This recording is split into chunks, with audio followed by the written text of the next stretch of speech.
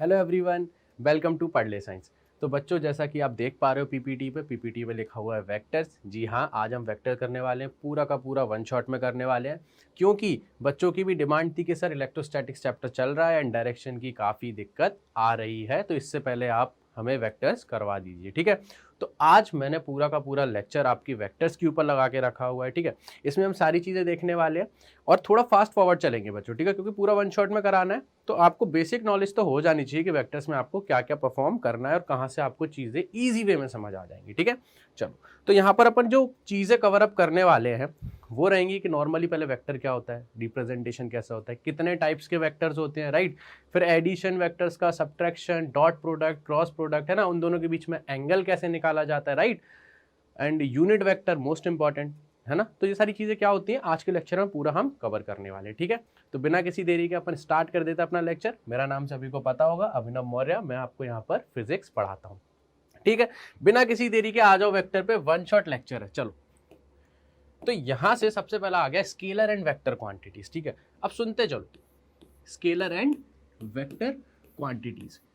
देखो भाई, अपन सबसे पहले स्केलर और वेक्टर क्वांटिटीज की बात करेंगे। उसके लिए यहाँ पर मैं दो ऐसे बीच में बना देता हूँ, यहाँ लिख देता हूँ स्केलर एंड यहाँ लिख देता हूँ वेक्टर्स। ठीक है, अब एक्चुअली में स्केलर क्या होता है बच्चों? स्केलर केवल ऐसी चीज होती है जिसके पास केवल और केवल मैग्नीट्यूड होता है, ऐसी क्वांटिटी जिसके पास केवल मैग्नीट्यूड हो। और वेक्टर क्या होते हैं? ऐसी क्वांटिटी जिसके पास मैग्नीट्यूड तो होता ही होता है, बट एक चीज और एक्स्ट्रा आ जाती है इसके पास। वो क्या है हमारी? सबको पता है, डायरेक्शन। और इसी डायरेक्शन की वजह से पूरा का पूरा आज का लेक्चर बन रहा है। ठीक है, चलो, अब मैग्नीट्यूड, जैसे फॉर एन एग्जांपल हम जब डिस्टेंस की बात करते हैं बच्चों, डिस्टेंस, डिस्टेंस हमारा कैसा है? एक स्केलर क्वांटिटी है। कैसी है? Scalar quantity, scalar quantity. अब आप देखिए जरा, ये स्केलर हो गया, और क्या स्केलर हो सकता है बच्चों? स्पीड भी स्केलर है ना। स्पीड क्या है मेरी? स्केलर क्वांटिटी है ना, क्योंकि इनके पास केवल और केवल वैल्यू होती है। वो कितना दूर चला?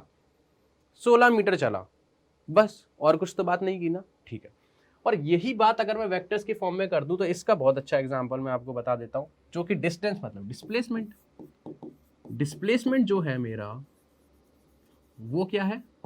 एक वेक्टर क्वांटिटी है बच्चों। कैसी? Vector quantity. एग्जाम्पल के तौर पे बता रहे हैं, एग्जाम्पल से समझेंगे, बहुत इजी रहता है। और क्या होगा? स्पीड जैसे वैसी वेलोसिटी भी हमारी वेक्टर क्वांटिटी है। अब एक्चुअली में ये वेलोसिटी और डिस्प्लेसमेंट टर्म आया क्यों? Just because of this vector thing, क्योंकि डायरेक्शन हमें शो करना था। डायरेक्शन नहीं था तो डिस्टेंस चीज ही सही थी। डिस्प्लेसमेंट आया तो हमें बताना पड़ गया कि भाई मैं यहां था, अब मैं वहां पहुंच गया हूं। पहले मैं अपने घर पे था, अब दूसरे के घर पे पहुंच गया हूं। कहां पर है वो मेरा घर? ईस्ट साइड है मान लो, राइट। तो मुझे वो डायरेक्शन शो करना पड़ा, तो दैट मीन्स मैं डायरेक्शन शो कर रहा हूं, मेरी वो क्वांटिटी कैसी हो गई? Vector quantity. सेम वेलोसिटी, अगर स्पीड की बात करूं तो 16 मीटर पर सेकंड से चल रहा है कोई, कहां चल रहा है कैसे बताओगे? डायरेक्शन। समझ में आया? तो स्केलर क्या हो गई मेरी? एक चीज जिसके पास केवल मैग्नीट्यूड होगा और कुछ नहीं होगा, और वेक्टर्स मतलब मैग्नीट्यूड प्लस डायरेक्शन हो गया। ठीक है, अब आ जाते हैं रिप्रेजेंटेशन ऑफ वेक्टर। वेक्टर को हम रिप्रेजेंट कैसे करते हैं? ठीक, रिप्रेजेंटेशन ऑफ वेक्टर्स भैया। तो सबसे पहली चीज तो ये मान लो, यहां मैं डायरेक्टली बता देता हूं। मैंने अभी क्या बोला? एक वेक्टर क्वांटिटी अगर, तो उसके पास क्या क्या होता है? Magnitude plus direction. वेक्टर को मैं डिनोट करता हूं, जैसे मैं अगर ए को बात करूं, ए मेरा कोई वेक्टर है तो ये उसका साइन होता है। ठीक है, अगर उसके पास मैग्नीट्यूड है दैट मीन्स उसके पास क्या है? Modulus of A, correct, modulus of A. और उसकी डायरेक्शन है। डायरेक्शन किससे शो करते हैं हम बच्चों? यूनिट वेक्टर से। इसको भी आपको बताएंगे कि यूनिट वेक्टर क्या होता है। अभी के लिए आप नॉर्मली देख लीजिए इसको, कि ये मेरा क्या शो कर रहा है? मैग्नीट्यूड। कोई वेक्टर ए है जिसका मैग्नीट्यूड ये शो कर रहा है, और ये क्या शो कर रहा है? उसका डायरेक्शन, के भाई किस डायरेक्शन में। ठीक, इतनी चीज समझ आई। चलो, रिप्रेजेंट कैसे करते हैं इसको, वेक्टर को, वो समझो। भाई रिप्रेजेंटेशन में कोई नई चीज तो है नहीं, है ना। मान लो आपको पता है, कोई भी क्वांटिटी दे दी, चलो स्पीड की बात कर लो। फॉर एन एग्जांपल हमको दिया हुआ है कि वेलोसिटी दी, velocity v equals to 20 metre per second दिया हुआ है। ठीक है, 20 मीटर पर सेकंड। इसको हमको वेक्टर फॉर्म में दिखाना है। ठीक है, तो आप क्या बोलोगे? यही तो बोलोगे। अब मैग्नीट्यूड कैसे दिखाओगे इसका? मैग्नीट्यूड के लिए आप क्या करोगे, इसके बराबर 20 मैग्नीट्यूड के बराबर एक लाइन ड्रॉ कर देना। मान लो ये लाइन मेरी लेंथ है 20 मीटर की, ठीक है, और मुझे अब क्या दिखाना है, डायरेक्शन। मान लो इसने लिखा है 20 मीटर पर सेकेंड ईस्ट, तो मैं डायरेक्शन के लिए क्या यूज करूंगा बच्चों, एक चीज यूज करूंगा जो कि है एरो, और इसी पूरी चीज को मैंने क्या बोल दिया, वेक्टर। किसका? Velocity vector. This is what, velocity vector. अगर ये ईस्ट की जगह मैं वेस्ट कर देता बच्चों, यहां मिटार के अगर मैं वेस्ट कर दूं, यहां कर दूं वेस्ट, तो आप क्या करोगे डायरेक्शन के लिए, एरो का बनाओगे, आप एरो इस साइड बना देना, तब भी अब ये तो मैंने साइन बताया है, तो ये क्या है मेरा वेलोसिटी वेक्टर, रिप्रेजेंट करना आया नॉर्मली। इसी वजह से हम कहीं पर भी यूज करते हैं तो वेक्टर ऊपर बना देते हैं जब भी उसकी डायरेक्शन हम बताते हैं। टुवर्ड्स ईस्ट लिखा है, दैट मींस वेक्टर क्वांटिटी। ठीक है, इतनी चीज समझ आई, आगे बढ़े। चलो, कितने टाइप के वेक्टर्स होते हैं ये जानना बहुत जरूरी है अपने लिए। वेक्टर्स के टाइप, सबसे पहला टाइप आ गया equal and unequal vectors. Equal and unequal vectors, equal and unequal vectors बताने की जरूरत है, चलो बता देते हैं। फॉर एन एग्जाम्पल, मेरे पास दो पर्सन है, एक ए एंड बी, दो लोग हैं मेरे पास, ठीक है, two persons A and B. सारी चीजें वेलोसिटी के थ्रू समझाता जाऊंगा, इजी वे में आ जाएगा आपको, ठीक है। मान लो वेलोसिटी ऑफ ए जो कि वेक्टर क्वांटिटी होगी वो दी है मेरे को 20 मीटर पर सेकेंड टुवर्ड्स, चलो ईस्ट मान लो, टुवर्ड्स ईस्ट, ठीक है। और अगर मेरे को v की भी वैल्यू दी है, v की वेलोसिटी दी है, वो भी सेम दी है बच्चों 20 metre per second towards east, तो क्या ये दोनों वेक्टर इक्वल होंगे? होंगे कि नहीं होंगे? बिल्कुल होंगे। क्यों होंगे? क्योंकि अगर इसकी भी लेंथ में नापूं तो मान लो कुछ इतनी होगी मान लो, और डायरेक्शन टुवर्ड्स ईस्ट, और इसकी भी 20 मीटर पर सेकंड है, तो मतलब 20 मीटर की लाइन और डायरेक्शन यहां पर। समझ आया? तो ये इक्वल वेक्टर क्या होते हैं बच्चों? ऐसे वेक्टर जिनका मैग्नीट्यूड एंड डायरेक्शन दोनों सेम हो, not even direction but magnitude also. तो यहां पर क्या लिख दूं? Magnitude and direction should be same for क्या बच्चों? Equal vectors. समझ आया? ठीक है। और यहीं पर अगर मैं बोल दूं अनइक्वल वेक्टर्स क्या होंगे? अनइक्वल वेक्टर्स क्या होंगे? अनइक्वल वेक्टर्स वो होंगे जिनका मैग्नीट्यूड भी अगर सेम नहीं है, इवन डायरेक्शन भी सेम नहीं है। इसमें दो कंडीशन आ जाएंगी बच्चों, एक तो ये कि सेम कंडीशन रखो, एक तो ये मान लो ये है मेरी, और एक और है ये सेम। अब मान लो इसका वेलोसिटी दी है, ए वाले की वेलोसिटी हमें दी है 10 मीटर पर सेकेंड, और इसकी दे दी है मेरे को वेलोसिटी बी की 20 मीटर पर सेकेंड। डायरेक्शन तो सेम है दोनों की, right side, that is east, है ना, लेकिन मैग्नीट्यूड अलग है। अगर मैग्नीट्यूड में भी डिफरेंस आ गया तो वो इक्वल वेक्टर्स नहीं है। इवन अगर मैग्नीट्यूड सेम है, मानो ये रहा 10 metre per second towards east, ये क्या है, वी है, और मैंने सेम बना दिया अपोजिट डायरेक्शन में V B, that is 10 metre per second. यहां पर दोनों का मैग्नीट्यूड सेम है बट डायरेक्शन अलग हो गया, एक टुवर्ड्स ईस्ट है, एक टुवर्ड्स ईस्ट है, एक टुवर्ड्स वेस्ट है। तो यहां से क्या पता लग रहा है? ये अनइक्वल वेक्टर्स है। तो इक्वल के लिए तो भाई मैग्नीट्यूड एंड डायरेक्शन दोनों सेम होना चाहिए, तभी होंगे। और अगर एक भी चीज इक्वल नहीं है तो वो अनइक्वल वेक्टर्स होंगे, राइट। चलो, दूसरी चीज पैरेलल और एंटी पैरेलल। यार पैरेलल वेक्टर बताना पड़ेगा। पैरेलल वेक्टर में मैग्नीट्यूड की जरूरत नहीं पड़ती है। पैरेलल मींस अगर मेरी कोई एक्स एक्सिस है, वाई एक्सिस है, जेड कोई भी एक्सिस है, मान लो अगर मैं पैरेलल की बात करूं, पैरेलल वेक्टर्स मतलब दोनों के बीच में एंगल कितना बचेगा बच्चों? 0 डिग्री। मान लो अगर ये कोई वेक्टर ए है, ए वेक्टर, तो इसका पैरेलल वेक्टर क्या होगा? ये रहा बी वेक्टर। मतलब इन दोनों के बीच में कोई भी एंगल नहीं बनना चाहिए, इन दोनों के बीच में कोई एंगल नहीं बनना चाहिए। ये बी वेक्टर अगर मैं यहां बना देता, मान लो ये मैंने बना दिया ए वेक्टर इधर एंड बी वेक्टर इधर, ऐसे, तो क्या ये भी पैरेलल है? बिल्कुल चेक कर सकते हैं अपन लोग। हम उन दोनों का एंगल देख लेंगे किसी भी एक्सिस के थ्रू। मान लो मेरे पास एक्सिस दी हुई है, ये रही, ठीक है, ये रही वाई एंड ये रही एक्स। मान लो एक वेक्टर वी है, वेक्टर ए है, जो कि एक्स एक्सिस से कितना एंगल बना रहा है बच्चों, बोल दिया 45 डिग्री, ठीक है 45 डिग्री। और सेम अगर इसी एक्सिस पे कहीं ना कहीं मेरा वेक्टर बी भी है और वो भी सेम एंगल बना रहा है 45 degree, that means both A and B vectors are parallel vectors. समझ आया? ठीक है। एंटी पैरेलल क्या हो जाएगा? एंटी पैरेलल हो जाएगा कि एक्चुअल में पैरेलल तो है but they are having 180 degree opposite of parallel. ये चीज है, ये चीज मान लो एक ए वेक्टर है जिसका डायरेक्शन ईस्ट है, तो एंटी पैरेलल क्या होगा? एक वेक्टर ऐसा बच्चों, एक वेक्टर ऐसा बी वेक्टर जो ए के जस्ट अपोजिट डायरेक्शन का हो। We are not talking about magnitude here, we are only talking about direction, because direction से हमें पैरेलल एंटी पैरेलल पता लगता है। ठीक है, तो ये किसका एग्जाम्पल हो गया? ये तो मैंने पैरेलल वेक्टर्स बता दिया, ये किसका बता दिया मैंने? एंटी पैरेलल का। ठीक है, यहां तक मेरी समझ से किसी को कोई दिक्कत नहीं होगी, हम आगे बढ़ते हैं। ठीक है, ये चीज समझ आई। इवन इसको एक एग्जांपल से और देख लो, अगर ए इस डायरेक्शन में है और उसी के एक्सिस में मान लो बी भी है लेकिन अपोजिट डायरेक्शन में, बोलो पैरेलल तो है लेकिन सेम डायरेक्शन में नहीं है ना, तो ये एंटी पैरेलल बोलते हैं इनको, 180 डिग्री। राइट, चलो collinear and coplanar vectors, this is most important. Coplanar is most important, ये जानना आपको बहुत जरूरी है। देखो कोलिनियर का तो मतलब समझ गए, मतलब ऐसे वेक्टर्स जो एक लाइन में ही आते हो, है ना। मान लो मैंने एक लाइन बना दी ऐसे, देखना मानना, अगर मैं कोलिनियर की बात करूं, कोलिनियर वेक्टर्स की बात करूं बच्चों, तो यहां पर अगर मैं मान लो एक लाइन बना दूं फॉर अ रेफरेंस, राइट, ऐसी लाइन बना दूं, ऐसी, ये रही मेरी एक लाइन, ठीक है, कोई भी लाइन। अब मेरा जो वेक्टर है, मान लो ए वेक्टर है, ये कुछ ऐसा हो गया ए वेक्टर, बी वेक्टर कुछ ऐसा हो गया, सी वेक्टर कुछ ऐसा हो गया जो अपोजिट डायरेक्शन में। दिख रहा है, ये दिख रहा है ना? हाँ, तीन वेक्टर्स आपको दिख रहे हैं। क्या ये कोलिनियर वेक्टर्स हैं?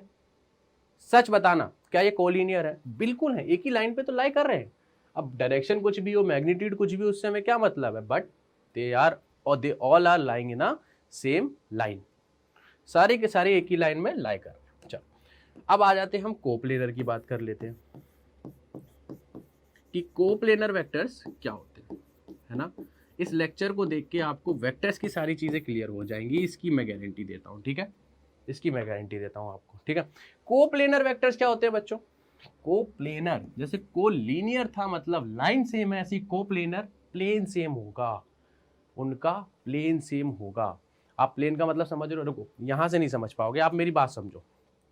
मान लो ये बोर्ड मेरा एक प्लेन है, बोर्ड मेरा एक प्लेन है। कौन सा प्लेन मानोगे इसको? अगर मैं इसको एक्स एक्सिस बोलूं तो ये बोर्ड किस में आ गया? वाई में आ गया। ठीक है, ये वाई एक्सिस में मैं कहीं भी कोई भी एंगल, कोई भी एक वेक्टर बनाऊं, ऐसा एक ए वेक्टर, ये बी वेक्टर, ये सी वेक्टर, ये डी वेक्टर, तो क्या ये सारे के सारे वेक्टर सेम प्लेन में लाई कर रहे हैं बच्चों? सोच समझ के बताना, सोच समझ के। अगर मैं इस बोर्ड के प्लेन की बात करूं तो कर रहे हैं ना? बिल्कुल। चलो इससे समझो, मानो मेरे पास एक वेक्टर है ए और ये दूसरा वेक्टर है बी। ठीक है, ये ए वेक्टर, ये बी, एक ए वेक्टर ऐसा है, बी वेक्टर ऐसा है। ठीक है, ये दोनों वेक्टर्स, ये बताओ क्या ये दोनों वेक्टर कोप्लेनर है? हो भी सकते हैं, नहीं भी हो सकते, लेकिन हमेशा ही होते हैं बच्चों। ठीक है, अभी आपको लग रहा होगा लेकिन होते हैं हमेशा। पूछो कैसे? अगर मैं इस प्लेन की बात करूं तो क्या ये एक ही प्लेन में लाई कर रहे हैं? नहीं, ये प्लेन के अंदर जा रहा है, ये प्लेन के अंदर जाना चाहता है और ये वाला वेक्टर प्लेन के बाहर जाना चाहता है। अगर मैं इधर वाली प्लेन को बात करूं, इस वाली प्लेन की, ठीक है, तो क्या ये दोनों सेम प्लेन में लाई कर रहे हैं? बिल्कुल कर रहे हैं, एक भी इस साइड एक भी इस साइड, इसी प्लेन में लेटे हुए हैं। इधर देखो तो अगर, तो ये क्या मेरे हाथ पे लाई कर रहे हैं? दोनों बिल्कुल कर रहे हैं। अब एंगल कुछ भी बनाते रहे, मुझे उससे क्या मतलब है? मुझे उससे क्या मतलब है? मेरे हाथ पे तो लाई कर रहे हैं। तो कोप्लेनर वेक्टर्स वो होते हैं जो एक ही प्लेन में लाई करें। अच्छा मुझे एक चीज बताओ, क्या दो वेक्टर्स हमेशा कोप्लेनर होंगे? क्या दो वेक्टर्स हमेशा कोप्लेनर होंगे कि नहीं? जल्दी बताओ। इवन कोई भी प्लेन की मैं बात करूं, मैं यहाँ पे प्लेन आपको दे ही नहीं रहा हूं, मैं ये पूछ रहा हूं, अगर मैं आपको दो वेक्टर्स बना के दे दूं किसी भी आर्बिटरी डायरेक्शन में, तो क्या वो कोप्लेनर होंगे?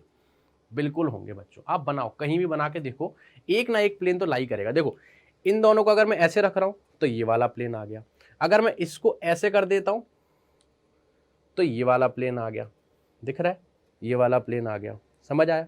ऐसे कर देता हूं तो ये वाला प्लेन आ गया, है ना, ऐसे कर देता हूं तो फिर ये वाला प्लेन आ गया, समझ आ रहा है। तो दो वेक्टर्स तो हमेशा क्या होंगे, कोप्लेनर। अगर मैं तीन वेक्टर्स की बात करूं, यहां पे एक पॉइंट लिख लेना, two vectors are always coplanar, okay. लेकिन प्लेन यहां पर अगर आपको गिवन है, अगर गिवन है, if plane is not given, नहीं तो कमेंट आ जाएगा बच्चों को, सर कुछ भी पढ़ा रहे, इफ प्लेन इज नॉट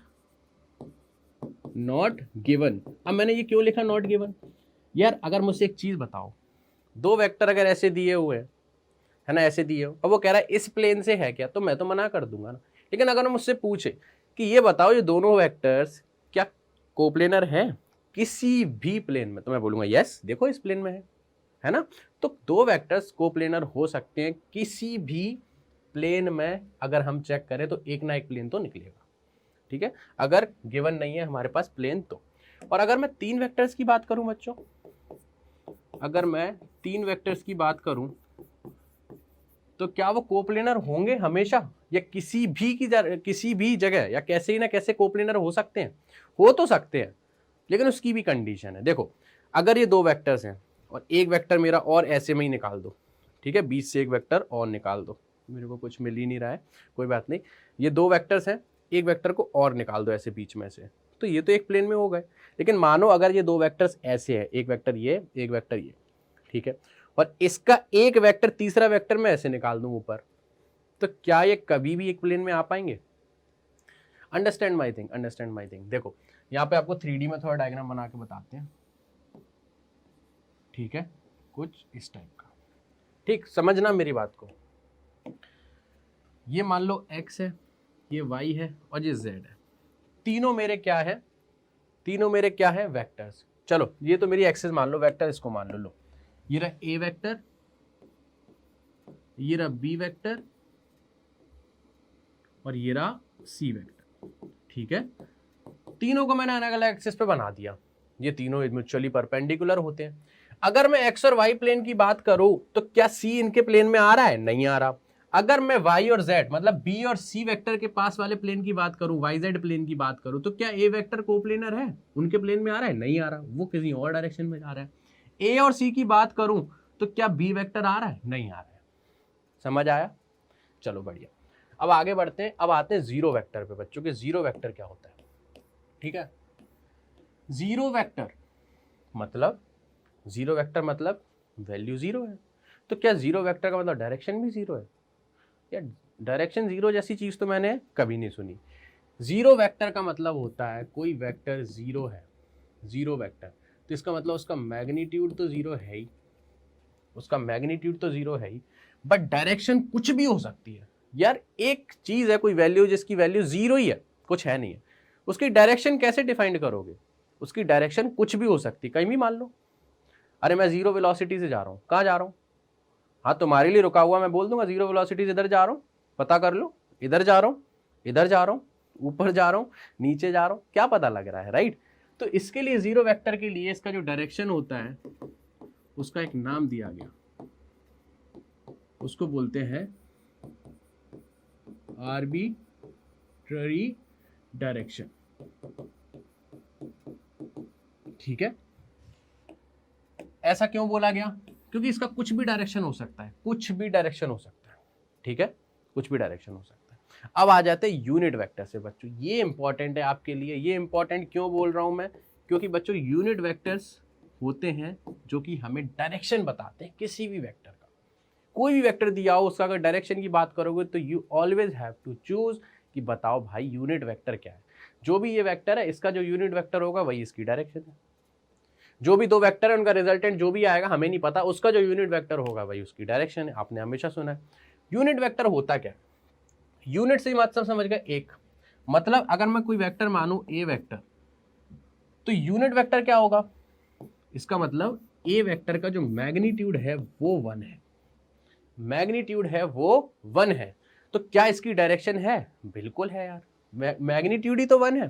तो एक चीज बताओ, कोई भी वेक्टर है, अगर इसको मैं कहीं भी चिपका दूंगा जाके, तो क्या पता लग रहा है, क्या पता लग रहा है, केवल डायरेक्शन ही तो शो करेगा। इसके पास मैग्नीट्यूड तो 1 ही है। इसको मैं अगर 1 का मैं मल्टीप्लाई 1000 में भी करूं तो 1000 ही रहता है। समझ में आ रहा है? ठीक है। तो मान लो मेरे को अगर कहीं दिया गया कि मेरे पास कोई एक वेक्टर है, मान लीजिए वेलोसिटी वेक्टर है, ठीक है, वेलोसिटी, जिसकी वेलोसिटी है 20 मीटर पर सेकेंड, ठीक है, और उसकी डायरेक्शन कहाँ है, टुवर्ड्स ईस्ट, ठीक है, टुवर्ड्स ईस्ट, ठीक है, ये मेरे को डायरेक्शन दे दी। अब मुझसे पूछा गया है, या मेरे को डायरेक्शन नहीं दी है, या मुझे डायरेक्शन नहीं दी, अरे यार मैं डायरेक्शन बता दूंगा तो यूनिट वेक्टर का काम ही कहाँ रहेगा, ठीक है, हमें डायरेक्शन गिवन नहीं है, हमें डायरेक्शन बताना है। तो हम एक्चुअली में क्या करेंगे, एक ऐसे वेक्टर से बात कर लेंगे जिसके पास केवल डायरेक्शन हो, मैग्नीट्यूड नहीं हो। तो हम क्या करेंगे, ये वी वेक्टर है, इसका हम क्या लेंगे, एक यूनिट वेक्टर। यूनिट वेक्टर अगर मैं यहाँ लगाऊं तो उसके पास मैग्नीट्यूड तो 1 है, और अगर वो इससे मल्टीप्लाई भी हो जाए, डिवाइड भी हो जाए, समझ में आ रहा है, तो कोई फर्क पड़ेगा नहीं पड़ेगा, उसका खुद का तो मैग्नीट्यूड है ही नहीं, मैग्नीट्यूड 1 है उसका। तो यहाँ पर उसकी जो डायरेक्शन होगी वही डायरेक्शन किसकी होगी, उसी वेक्टर की, ठीक है। तो इसको अपन डिनोट कैसे करते हैं यूनिट वेक्टर को, अगर ए वेक्टर है मेरा तो इसका यूनिट वेक्टर क्या होगा, यूनिट वेक्टर ऑफ ए होगा कैप, ए का कैप, उसको अपन यूनिट वेक्टर से डिनोट करते हैं, ठीक है, समझ आया है ना। तो अपन को अगर कभी यूनिट वेक्टर निकालना है, यूनिट वेक्टर मींस डायरेक्शन है, उसका मैग्नीट्यूड 1 है, तो हम क्या कर सकते हैं, मैग्नीट्यूड हमें 1 चाहिए, तो हम क्या करेंगे, अगर मान लो मेरे पास कोई एक वेक्टर है बी, इसका मेरे को बी वेक्टर का यूनिट वेक्टर चाहिए, तो मैं क्या करूंगा, उसके वेक्टर में से उसके मैग्नीट्यूड का डिवाइड कर दूंगा, तो क्या मुझे यूनिट वेक्टर मिल जाएगा, बिल्कुल मिल जाएगा। बी वेक्टर है, उसके पास क्या है बच्चों, मैग्नीट्यूड इनटू डायरेक्शन, और नीचे हम क्या कर रहे हैं, केवल उसके मैग्नीट्यूड से डिवाइड मार दे रहे हैं। तो क्या यहां से केवल और केवल डायरेक्शन आ जाएगी मेरे पास, बिल्कुल आ जाएगी। मैग्नीट्यूड कितना हो जाएगा, 1। बोलो समझ आया, ठीक है, इतनी चीज क्लियर है। आगे बढ़े, बहुत छोटी छोटी चीजें है ना। चलो, पैरेलल शिफ्ट ऑफ वेक्टर्स, बच्चों इस चीज को भी ध्यान से देख लो, है ना, वैसे पता तो होना चाहिए। यहाँ पर बच्चे थोड़ा सा, शायद मैं ये समझता हूँ ये टॉपिक बच्चों को नहीं समझ में आता होगा, कैसे शिफ्ट करते हैं, कहाँ से क्या एंगल, राइट। पैरेलल शिफ्ट आप समझो, मेरी बात समझो। मान लो मैंने कोई भी एक ऐसा वेक्टर दे दिया आपको, ये मैंने बोला कोई वेक्टर है मेरा पी वेक्टर है, इसको हम पैरेलली शिफ्ट कर सकते हैं पूरे प्लेन में, मान लो ये एक फोर्स का वेक्टर है, पी वेक्टर भी छोड़ दो, अभी वेलोसिटी ले रहे थे, आप फोर्स ले लो। चलो, ये मेरा एक फोर्स का वेक्टर है जो शो कर रहा है, ठीक है, इसके ऊपर क्यों साइन बनाया, ठीक है। चलो, इसको मैं कहीं भी शिफ्ट कर सकता हूं पैरेलली। अब मेरा वर्ड समझो, पैरेलली का मतलब समझो। इसको मैं विदाउट इसकी डायरेक्शन चेंज किए इसको उठा के कहीं भी शिफ्ट कर सकता हूं। कैसे, इसका एक पॉइंट इधर पकड़ो, एक इधर पकड़ो, ऐसे लेके चलो, यहां बना देता हूं। समझ रहे हो मेरी बात? अब इसको तो पैरेलल है ना, देखो ये पैरेलल आ जाएगा अगर मैं इसको लगाऊं तो, समझ रहे हो, मतलब उसका एंगल चेंज नहीं होना चाहिए, उसकी डायरेक्शन चेंज नहीं होनी चाहिए, उसको पैरेलली हम कहीं भी शिफ्ट कर सकते हैं, राइट, ठीक है। लेकिन एक चीज और समझो इसमें, ऐसा नहीं है जिस बॉडी पे जो चल रहा है, अगर मान लो एक फोर्स है तो उस बॉडी से हटा के किसी और बॉडी पे लगा दोगे आप, नहीं, है ना, उस बॉडी पर ही लगेगा, लेकिन पैरेलली शिफ्ट कर सकते हो। चलो इसको समझते हैं एक चीज से। मान लो मेरे पास एक बॉडी है जिस पे मैं फोर्स लगा रहा हूँ, राइट, फोर्स लगा रहा हूँ, जैसे मान लो ये रहा मेरे पास बॉक्स, ठीक है, इस बॉक्स पर, ये मेरा बॉक्स रखा हुआ है, ठीक है, ये जमीन पर रखा हुआ है, इस बॉक्स पर मैंने एक्चुअली क्या किया, मैंने हॉरिजॉन्टल फोर्स लगाया इस पे, ऐसे, ठीक है, एक क्या लगाया, फोर्स लगाया, तो फोर्स की direction towards east, parallel to ground, ठीक है।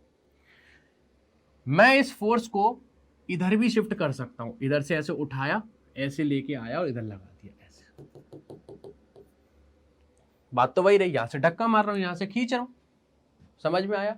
लेकिन क्या मैंने इसकी डायरेक्शन चेंज करी, नहीं करी। क्या मैंने बॉडी चेंज करी, नहीं करी। तो इसका मतलब मैं इस फोर्स को, इस वेक्टर को कहीं भी शिफ्ट कर सकता हूं, ठीक है, आया समझ में, चलो ठीक। अब सुनो, अब ऐसा ही मत कर देना इस बॉडी से उठा के कह रहे हो सर ये पैरेलल है, इस पे फोर्स कैसे लगेगी। अरे तुमने बॉडी से तो हटा दिया ना, यहाँ लगाओ ना इस फोर्स को, पैरेलली भी शिफ्ट यहाँ भी कर सकते हो। यहाँ किसने मना किया, देखो यहाँ भी तो शिफ्ट कर सकते हो आप। कहाँ पर, यहाँ पर। इसको उठाओ एफ को, और इसको उठा के यहाँ भी लगा दो ऐसे। अरे यहाँ भी लगा दो, क्या फर्क पड़ रहा है, पैरेलल है वो वेक्टर। मतलब वेक्टर का डायरेक्शन भी और मैग्नीट्यूड भी चेंज नहीं हो रहा है अगर उसको मैं स्पेस में कहीं भी घुमाऊं। बोलो समझ आया ये चीज, है ना। पैरेलल शिफ्ट समझ आ गई, पक्का। चलो आगे बढ़ते हैं। हाँ, इस पीपीटी के नोट्स नहीं बनेंगे क्योंकि थोड़ा बहुत फील करने वाली चीज़ है। जैसे मान लो एक वेक्टर ऐसा गया है, एक वेक्टर ऐसा गया है, ये लो ए वेक्टर, तो इसको मैं पैरेलली कहीं भी शिफ्ट कर सकता हूँ, यहाँ भी कर सकता हूँ, है ना। इसको मैं उठा के यहाँ भी कर सकता हूँ, क्योंकि इसका मैग्नीट्यूड तो मैं चेंज करूँगा ही नहीं, डायरेक्शन भी चेंज नहीं कर रहा हूँ, बस स्पेस में इधर से उधर घुमा रहा हूँ इसको, है ना। इतना आप कर सकते हो। चलो इसके आगे बढ़ते हैं अपन। अब आ जाता है अपने एंगल बिटवीन टू वेक्टर्स। दो वेक्टर्स के बीच में एंगल हम कैसे निकालेंगे, ठीक है। इसके लिए एक रूल है जो आपको याद रखना है। Head to head, head to head, है ना। एक रूल क्या है बच्चों, हेड टू हेड रूल है, और एक क्या है, टेल टू टेल रूल। या तो टेल टू टेल लगा लो या हेड टू हेड टेल लगा लो, ठीक है। चलो टेल टू टेल। अब आप कहोगे सर ये हेड क्या है, ये टेल क्या है। कोई भी वेक्टर होता है उसके पास दो चीजें होती हैं, एक हेड होता है, एक टेल होता है। जैसे मेरी बॉडी है, मेरे पास क्या है, सर है, और आखिरी में क्या है, पैर है। सेम ऐसी जो वेक्टर होता है उसके पास भी दो चीजें होती हैं। फॉर एन एग्जाम्पल ये रहा वेक्टर, और अगर इसका एरो मैंने इधर बनाया तो इस एरो वाली साइड को हम बोलते हैं हेड, इस एरो वाली साइड को हम बोलते हैं हेड, एंड इस साइड वाले को बोलेंगे, जो इसका लास्ट पार्ट बचता है, इसको बोलते हैं हम टेल। ठीक है, ये चीज समझ आई, ठीक है। अब हमको दो वेक्टर्स के बीच में एंगल निकालना है, तो वो एंगल कैसे निकलेगा, एंगल ऐसे निकलेगा।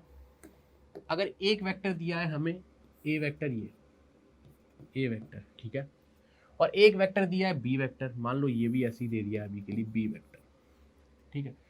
तो क्या यहाँ पे मैं एंगल डायरेक्टली निकाल सकता हूँ, निकाल सकता हूँ। हमें करना क्या है, दो वेक्टर से ए वेक्टर और बी वेक्टर, उनको हमें टेल टू टेल जोड़ दो या हेड टू हेड जोड़ दो। टेल टू टेल कैसे जोड़ दिया आपने, जो ऑलरेडी जुड़ा हुआ है, ये देखो इसका टेल और इसका टेल जुड़ा हुआ है, इनके बीच में जो एंगल बन रहा होगा वही इन दोनों के बीच का एंगल होगा। अब सुनना, इसको मैं हेड टू हेड भी जोड़ सकता था कि नहीं, जोड़ सकता था कि नहीं, थोड़ा सोच के बताओ। मैं तो जोड़ सकता था, देखो कैसे। मैं एक्चुअली में क्या करूं, देखो इधर ही दिखा दूं। देखो मैं एक्चुअली में क्या करूं, मैं इस ए को पैरेलली शिफ्ट कर देता हूं, इसको पैरेलली शिफ्ट कर देता हूं। इसको पैरेलली शिफ्ट करूंगा तो कैसे आएगा, कुछ इस टाइप से आ जाएगा। देखो इसको पैरेलली शिफ्ट कर देता हूं ऐसे, इसको पैरेलली शिफ्ट कर दिया, क्या ये भी ए वेक्टर ही होगा, जो मैंने अभी बताया आपको पैरेलली शिफ्ट कर सकते हैं ना। तो क्या अगर मैं इसको, तो क्या इन दोनों के बीच का एंगल भी थीटा ही होगा, समझ आ रहा है। हाँ, तो ए वेक्टर है और बी वेक्टर है, और अगर दोनों के टेल और टेल जुड़े हैं तो उनके बीच का जो एंगल बन रहा है वही दोनों के बीच का एंगल होता है, या हेड टू हेड ज्वाइन हो। अब हेड टू हेड तो मुझे दिख नहीं रहा था, तो उसके लिए मैंने क्या किया, इस ए वेक्टर को पैरेलली शिफ्ट करा दिया। जैसे इस ए वेक्टर को पैरेलली शिफ्ट कराया, यहाँ से मुझे क्या देखा, ए वेक्टर और बी वेक्टर। देखो इसको अलग से कर देते हैं, थोड़ा कंफ्यूजन दूर हो जाएगा, ठीक है, ठीक है। चलो अब मैं क्या कर रहा हूँ, देखो सुनो, ये B vector as it is रहने देता हूँ, और इस ए को पैरेलली शिफ्ट कर देता हूं, तो कुछ ऐसा आएगा, डॉटेड बना दूं, ठीक है। इसको मैंने यहां शिफ्ट कर दिया ऐसे, तो ये मेरा बी वेक्टर था, ये ए वेक्टर था। अब भी हेड टू हेड चेंज होगा, मतलब इनके बीच का बनने वाला एंगल ही मेरा क्या होगा, इन दोनों वेक्टर्स के बीच के बनने वाला एंगल के बराबर। अब सुनना, जब इनको टेल टू टेल जुड़ा था तो ये थीटा था, तो ये भी थीटा आना चाहिए। क्या ये थीटा आ रहा दिख रहा है आपको, ये पैरेलल लाइन है, ये जो लाइन है, ये पैरेलल है, क्योंकि ये तो ए ही वेक्टर है, तो ये जो एंगल होगा वही ये एंगल होगा। बोलो समझ आया, head to head and tail to tail का समझ में आया। हाँ सुनना, इन दोनों के ना मेरे लिए ना एंगल निकाल के दिखाओ आप लोग, मैं आपको समझ जाऊंगा कि आपको समझ आ रहा है कि नहीं, ठीक है। मैं आपको बताता हूँ, इसके लिए आप निकाल के दिखाओ, एंगल निकाल के दिखाओ, दो वेक्टर्स के बीच का एंगल निकाल के दिखाओ। ये हेड और टेल की चीज समझ आई, ठीक है। बताओ भाई, ये एक दिया हुआ है और एक वेक्टर ऐसे दिया हुआ है ए और बी, इनके बीच के बनने वाला एंगल है थीटा। इसके लिए बताओ मेरे को कि जो इन दोनों के बीच में बनने वाला एंगल है वो क्या होगा, थीटा होगा या कुछ और होगा, क्या होगा मुझे बताओ। ठीक है, और मैंने क्या दे दिया है, एक वेक्टर ऐसे दे दिया है और एक वेक्टर मैंने ऐसे दे दिया है। ये ए वेक्टर है, ये बी वेक्टर है। ठीक है, इन दोनों के बीच में बनने वाला एंगल क्या दे दिया मैंने, फिर से आपको थीटा दे दिया है। दो कंडीशन दे दी, एक कंडीशन और ले लो। एक कंडीशन कैसे लोगे, एक ये रहा ए वेक्टर और ये ले लो मेरा बी वेक्टर। इसका एरो ज्यादा बड़ा बना दिया बच्चों मैंने। ठीक है, इसको ले लो ए वेक्टर और इसको ले लो बी वेक्टर। ठीक है, चलो ये मेरा बी वेक्टर और इनके बीच के बनने वाले एंगल को भी मैंने क्या बोल दिया बच्चों, थीटा। अब सुनो, ए और बी में बनने वाले एंगल को जो थीटा में दिया है, क्या वो टेल टू टेल जुड़े हैं या हेड टू हेड जुड़े हैं? बिल्कुल जुड़े हैं, टेल टू टेल जुड़े हुए हैं। देखो ये रहा टेल इनका। तो क्या ये एंगल जो थीटा है वही इन दोनों वेक्टर के बीच का एंगल होगा? बिल्कुल होगा। पहली चीज तो सही है कि थीटा इन दोनों के बीच का एंगल होगा। अब आ जाओ दूसरी कंडीशन में, ये रहा ए वेक्टर और ये रहा बी वेक्टर। क्या ये दोनों वेक्टर टेल टू टेल या हेड टू हेड जुड़े हुए हैं? नहीं सर, ए के हेड से बी का टेल जुड़ा हुआ है, तो एंगल तो हम नहीं बता सकते। ये जो थीटा एंगल है वो इनके बीच का एंगल नहीं है। तो हमें जो एंगल निकालना है उसके लिए अब हम क्या करेंगे, हम करेंगे कि कैसी ना कैसी मैं इसको पैरेलली शिफ्ट करूं और उस शिफ्ट की वजह से कहीं ना कहीं टेल टू टेल जुड़ जाए या हेड टू हेड जुड़ जाए। अगर ये इनमें से एक कंडीशन में भी जुड़ गए तो मेरा काम बन जाएगा। यहां मैं इनको एक काम कर देता हूं बच्चों, ध्यान से सुनना। इस वी वेक्टर को मैं थोड़ा इधर लिख देता हूं, जगह बचेगी। ठीक है, ये सुनो, मैं एक्चुअली क्या करता हूं, मैं ए को पैरेलली शिफ्ट कर देता हूं, ए को पैरेलली शिफ्ट कर देता हूं यहां से उठा के यहां ऐसे। ये मेरा ए वेक्टर, कोई दिक्कत, इसको ए को उठा के मैंने यहां पैरेलली शिफ्ट कर दिया। अब ये ए वेक्टर का टेल और बी वेक्टर का टेल मैच खा गया, एक जगह पे आ गया। इन दोनों के बीच में बनने वाला एंगल ही मेरा क्या होगा, इन दोनों के बीच में बनने वाला एंगल ही मेरा क्या होगा, angle between A vector and B vector. और ये किसकी इक्वल होगा मुझे बताओ। ये एंगल मैंने थीटा दे रखा है, पूरा एंगल 180, तो ये एंगल कितना हो जाएगा बच्चों, 180 माइनस थीटा। बोलो ये चीज समझ आई? बिल्कुल। तीसरा वाला भी सिंपल है, देखो ए वेक्टर है बी वेक्टर है, हेड टू हेड जुड़े हुए, थीटा ही उनके बीच का एंगल होगा। इतनी चीज समझ आई? चलो आगे बढ़ते हैं। Vector addition, head tail method. Vector को हम ऐड कैसे करते हैं? देखो इस लेक्चर में ज़्यादा क्वेश्चंस की डिमांड मत करना, क्योंकि मैं यहाँ पर पूरा आपको केवल और केवल समझाने आया हूँ कि वेक्टर्स आपको क्लियर हो जाए, राइट। न्यूमेरिकल बेस्ड चीज़ें आपको बुक्स में भी मिल जाएंगी, वहाँ पर आप कर सकते हो। हमारा इलेक्ट्रोस्टैटिक्स चैप्टर चल रहा था, उसके बीच में दिक्कतें ना आए तो मैं यहाँ पर आया आपके लिए वेक्टर्स लेके। ठीक है, तो इतना आप काम मेरे लिए भी कर सकते हो कि आप अपने आप से इनके क्वेश्चंस लगाओगे। बोलो सही बात है? चलो, vector addition, head tail method. दो वेक्टर का अगर आप एडिशन करोगे, या दो नहीं 3 4 5 जितनों का भी, रिजल्टेंट उनका वेक्टर ही आएगा। रिजल्टेंट क्या चीज हो गई? Resultant means answer. ठीक है, उसको हम रिजल्टेंट बोल देते हैं इसकी कंडीशन, क्योंकि डायरेक्शन है हमारे पास, राइट। अरे मेरी बात समझो, मान लो आपके पास 10 जलेबी है, 10 समोसे हैं और 10 कचौड़ी हैं, तो टोटल कितने हो गए? 30 हो गए। यहां पर उस टोटल को हम रिजल्टेंट बोल देते हैं। ठीक है, अब समझ आया? ठीक है, तो वेक्टर एडिशन, अब मैं क्या बोलूंगा, वेक्टर एडिशन। वेक्टर एडिशन के लिए मैं क्या बोलूंगा, अगर मेरे पास कोई वेक्टर ए है, कोई वेक्टर मेरे पास ए है, ये रहा मेरे पास कोई वेक्टर ए, और मेरे पास कोई वेक्टर एक और है बी, तो वेक्टर एडिशन कैसे होगा? ए वेक्टर का एडिशन करना है मुझे, बी वेक्टर का एडिशन करना है, और इनका जो भी चीज आ रही है वो मेरा एक रिजल्टेंट वेक्टर आने वाला है। दो वेक्टर का एडिशन, दैट मींस वो मेरे को रिजल्टेंट देगा, ए वेक्टर प्लस बी वेक्टर। अब ए वेक्टर प्लस बी वेक्टर करते कैसे हैं वो समझो। ये तो मुझे दो वेक्टर्स दिए हुए हैं, मेरे को ए वेक्टर और बी वेक्टर का एडिशन करना है। सुनो, ए वेक्टर मान लो ये रहा, ठीक है, ए वेक्टर का टेल इधर है, हेड इधर है, ये रहा ए वेक्टर। ठीक है, मान लो कोई बी वेक्टर है, कुछ भी हो सकता है, तो मैं क्या करूंगा, उस बी वेक्टर के टेल से ए वेक्टर के हेड को जोड़ूंगा। ध्यान से समझना, उस बी वेक्टर के टेल को ए वेक्टर के हेड से जोड़ूंगा और मान लो वो वेक्टर कुछ ऐसा बी है। समझ में आया मैंने कैसे जोड़ा, वो समझ आया है ना, कैसे जोड़ा वो समझ आया। चलो इसी को समझते हैं, इसको छोड़ो, इसी से समझते हो, जो हमने अभी ऊपर बना लिया इसी समझ लो। मैं क्या करूंगा, ए वेक्टर एज इट इज बना देता हूं ऐसा, ठीक है, ये रहा मेरा ए। अब मेरे को ए प्लस बी करना है। एडिशन जब भी करूंगा जब ए के हेड से बी के टेल को जोड़ूंगा। आपको समझ आ रही चीज को, बी के टेल को जोड़ूंगा। बी का टेल कहां है, ये रहा, ए का हेड कहां है, ये रहा। मैं इसको पैरेलली शिफ्ट कर दूं, कोई दिक्कत आएगी, कोई दिक्कत आएगी नहीं आएगी। इसको पैरेलली शिफ्ट कर दो, इसको उठा के मैंने, जैसे मतलब यहां था, इसको उठा के मैंने ऐसे ला दिया। बोलो समझ आया, समझ आया कि नहीं आया, बिल्कुल आना चाहिए, ठीक है। ये कौन सा बी वेक्टर, और इनका जो रिजल्टेंट आएगा, अब एडिशन हो गया इनका, दो वेक्टर्स थे क्योंकि हमारे पास दो ही गिवन थे, दोनों के लिए हमने क्या किया, पहला ए बना दिया। अब ए के हेड तक गए और हेड से हमने क्या किया, जो अगला वेक्टर आ रहा है बी, उसके टेल को जोड़ दिया, और नहीं जुड़ रहा था तो हमने क्या किया, पैरेलली शिफ्ट कर आके कैसी ना कैसे वहां फिक्स कर दिया, राइट। अब दो ही वेक्टर्स थे तो दोनों वेक्टर्स का रिजल्टेंट क्या होगा, सुनो, रिजल्टेंट हमेशा होगा जिस वेक्टर से आपने स्टार्ट किया है उसकी टेल को पकड़ लो, पूंछ को, और जिस वेक्टर तक आपने एडिशन किया है उस लास्ट वेक्टर के हेड को पकड़ लो। ए की स्टार्ट किया, ए की टेल को पकड़ लो, ए की टेल को पकड़ लो, ये पकड़ लिया मैंने, और बी तक गए आप, बी के हेड को पकड़ लो और ए से बी तक जोड़ दो और एरो बना दो। ये हो गया इनका रिजल्टेंट वेक्टर। ये क्या हो गया इनका रिजल्टेंट वेक्टर। बोलो ये चीज समझ आई है ना। मान लो यहां पर बच्चों मेरे को 4 दिए हुए हैं, ठीक है, 4 दिए, ऐसे देखना, सुनो मैं आपके सामने बनाता जाता हूं। मान लो मेरे को A vector plus B vector plus C vector plus D vector, 4 vectors का एडिशन करना है और रिजल्टेंट मेरा कुछ ना कुछ आएगा, मुझे नहीं पता है, ठीक है।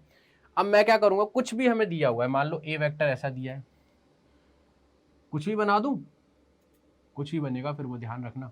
हाँ तो अपन लोग मानते चलते हैं, मान लो ए वेक्टर मेरा कुछ ऐसा है, मैंने बना दिया, ठीक है, ए वेक्टर, ये हो गया ए, स्टार्टिंग मैंने ए से करी। अब बी वेक्टर का मेरे को एडिशन करना है, और बी वेक्टर का एडिशन कैसे करूंगा, ए के हेड से बी के टेल को जोड़ दूंगा। तो मान लो मेरा बी वेक्टर कुछ ऐसा था, ठीक है, तो मैंने क्या किया, बी के टेल से ए के हेड को जोड़ दिया। अब सी पर आ जाओ, तो सी वाला भी क्या कहेगा, भाई बी के टेल से मेरे को जोड़ दे, बी के हेड से मेरे टेल को जोड़ दे, है ना। तो ये भी जोड़ दो फिर आप, मान लो ये वेक्टर कुछ ऐसा चला गया, फिर से स्ट्रेट आ गया, तो बी के हेड से सी के टेल को, अब सी के हेड से डी के टेल को जोड़ दो, ठीक है। मान लो ये वेक्टर कुछ मेरा ऐसा आ गया, ठीक है, ये मेरा डी वेक्टर है, समझ आ रहा है, ये सी था, ठीक। अब सुनो आपने क्या किया, ए वेक्टर मेरा कुछ था, ए वेक्टर को उठाया लगा दिया। अब बी वेक्टर को जोड़ना था तो हमने क्या किया, ए के हेड से बी के टेल को जोड़ दिया, ये जोड़ा, ठीक है, बी आ गया हमारे पास। अब बी के हेड से मैंने सी के टेल को जोड़ दिया, सी आ गया, सी के हेड से मैंने डी के टेल को जोड़ दिया, ये आ गया। अब रिजल्टेंट के लिए मैंने क्या बोला, सब भूल जाओ और एंड में पहुंच जाओ। बोलो स्टार्ट कहां से किया, ए से, ए वेक्टर की टेल पकड़ लो, पकड़ ली, डी वेक्टर का हेड पकड़ लो एंड में, और यहां से यहां तक एक लाइन बना दो और एरो बना दो आखिरी वाले वेक्टर की तरफ, जो आखिरी वाला था। ये होगा इसका रिजल्टेंट वेक्टर। बोलो एडिशन समझ आया, कैसे होगा एडिशन, ये समझ आया, क्लियर है चीजें, है ना। अगर चीज क्लियर है तो कमेंट सेक्शन में थम्स अप कर देना, मैं समझ जाऊंगा, ठीक है। चलो अब आ जाओ दूसरी चीज, parallelogram law of vector addition, इसको पूरा लिख देते हैं, ऑफ वेक्टर एडिशन।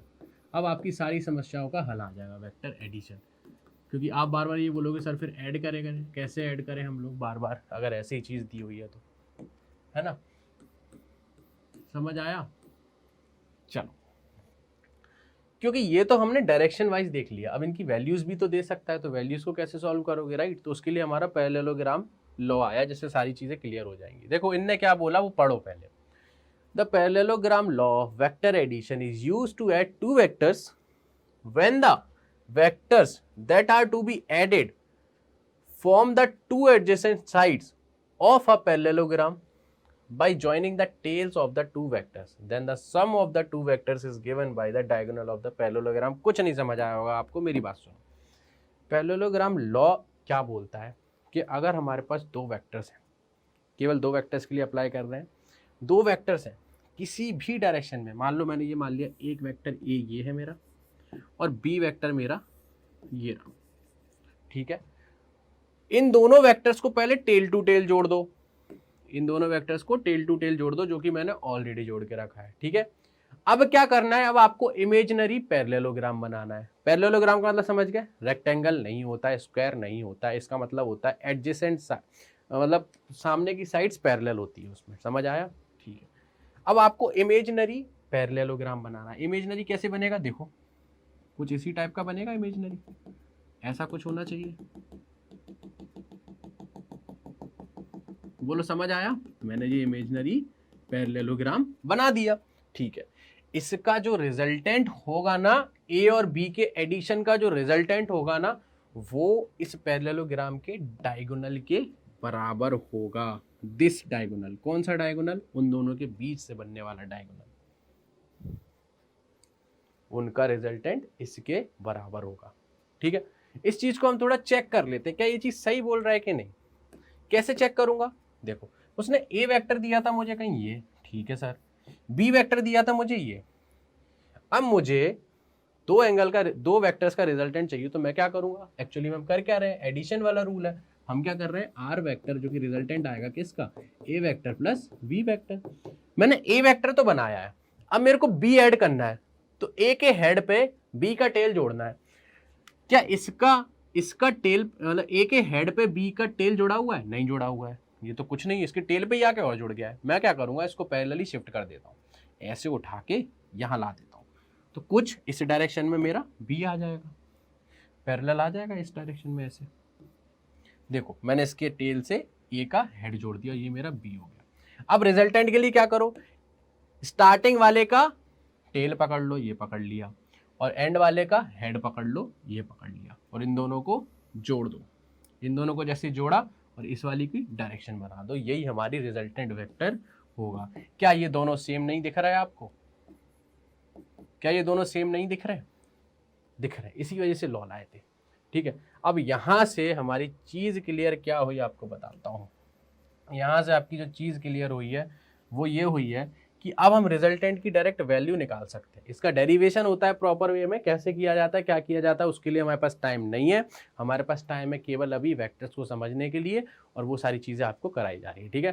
चलो, तो इसका जो रिजल्टेंट निकल के आता है ना, रिजल्टेंट वो क्या आता है, आर वेक्टर का जो मैग्नीट्यूड आता है, जो रिजल्टेंट वेक्टर का मैग्नीट्यूड आता है, वो आता है square root of mod A का whole square plus mod B का होल स्क्वायर, वेक्टर बी के मॉड्यूलस का whole square plus 2 A vector का मॉड बी वेक्टर का mod cos theta.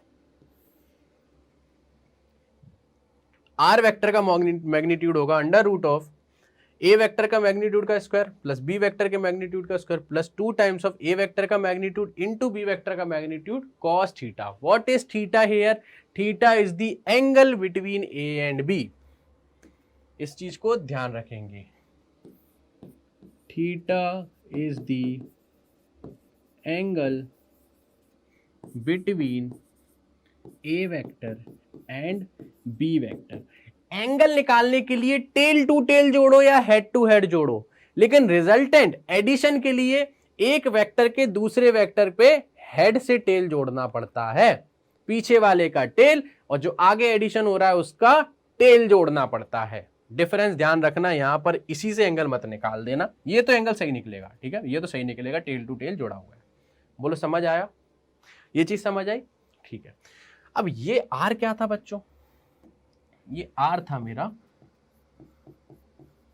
Magnitude of resultant vector. ये चीज समझ आई, मैग्नीट्यूड ऑफ रिजल्टेंट वेक्टर है ये तो। हाँ सर, क्या इसका डायरेक्शन नहीं होगा, मैंने अभी आपको बताया था स्टार्टिंग में कि हमारा जो वेक्टर एडिशन होता है, जब भी 2 वेक्टर 3 वेक्टर 4 वेक्टर जिसका भी एडिशन होगा, रिजल्टेंट भी हमारी एक वेक्टर क्वांटिटी है, तो सर इसकी डायरेक्शन भी तो होगी। अब इसकी डायरेक्शन को क्या शो करेंगे, कैसे शो करेंगे, इसकी डायरेक्शन क्या है, देखो थीटा तो इन दोनों के बीच का एंगल है जो आपको ऑलरेडी पता है, थीटा तो आपको पता ही है ना। ये वाइट वाले को मैं थीटा से बना देता हूँ और थीटा मैं अंदर ही लिख देता हूँ। चलो ये तो यार मीटर गया, कोई बात नहीं, ये लो, ठीक है। चलो थीटा इन दोनों के बीच का एंगल है, ये आपको पता है, ए और बी। डायरेक्शन हम कैसे बताते हैं बच्चों, वो आप समझो। डायरेक्शन हम कैसे बताते हैं वो आप समझो। डायरेक्शन के लिए चलो इसको थोड़ा बड़ा बनाते हैं अगले पेज में, तो आपको डायरेक्शन और अच्छे से बताएंगे। ये तो थीटा है, ठीक है, इन दोनों के बीच का एंगल थीटा। चलो आगे वाले पेज पे हम थोड़ा डायग्राम अच्छे से बनाते हैं, फिर आपको और अच्छे से समझ आ जाएगी, ठीक है। ए वेक्टर मेरा कुछ ऐसा था, बी वेक्टर मेरा कुछ ऐसा था, ये ए वेक्टर, ये बी वेक्टर। फिर क्या करना था, हमें इमेजिनरी पैरेललोग्राम बनाना था, इमेजिनरी पैरेललोग्राम बनाना था। मैं बना रहा हूँ इमेजिनरी पैरेललोग्राम, ठीक है, बन गया मेरा इमेजिनरी पैरेललोग्राम, ओके। एंड इसका जो रिजल्टेंट आता था वही हमारा आंसर होता था। इसका जो रिजल्टेंट आता था मतलब डायगोनल, वो हमारा आंसर होता था। और सर ने क्या बताया था कि इनके बीच का जो बनने वाला एंगल है वो होता था मेरा थीटा। वो क्या होता था, थीटा। चलो सही है, क्योंकि टेल टू टेल जुड़े हुए हैं। और ये मेरा जो वेक्टर आया वो कौन सा है, resultant vector. What is resultant vector, R resultant vector is the summation of A vector and B vector. इसका मैग्नीट्यूड अभी निकाल के दिखाया। अब इसका हमको क्या निकालना है, डायरेक्शन। इसका डायरेक्शन क्या होगा, तो बच्चों देखो डायरेक्शन हम किसी के रेफरेंस से निकालते हैं, रेफरेंस से निकालते हैं। कैसे निकालेंगे रेफरेंस से, सुनो। इसका डायरेक्शन आर का या तो मैं ए वेक्टर के थ्रू बोल दूं या बी वेक्टर के थ्रू बोल दूं कि ए वेक्टर से कितना एंगल बना रहा है वही उसकी डायरेक्शन होगी कि नहीं होगी, या बी वेक्टर से कितना एंगल बना रहा है वो उसकी डायरेक्शन होगी, राइट। तो मैं यहां पर एक लाइन लिख देता हूं, direction of A, sorry direction of R vector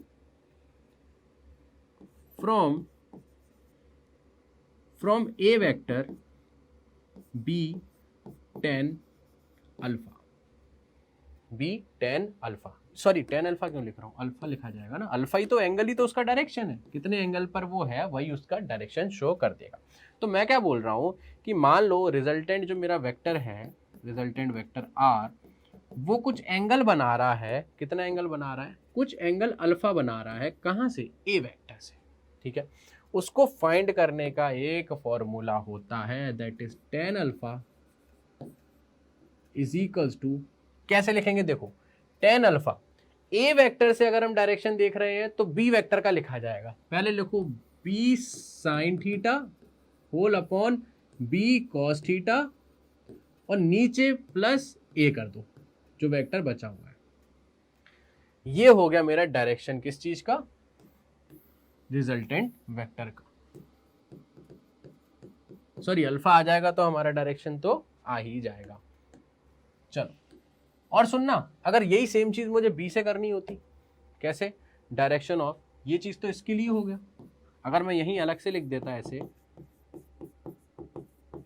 direction of R vector from B vector, तो मान लेते हैं कुछ एंगल बीटा होगा, मान लो बीटा होगा, कुछ नहीं पता हमको, तो अगर इससे मेरे को देखना है एंगल बीटा वाले से, तो कुछ ऐसा आएगा, मान लिया मैंने बीटा एंगल है ना।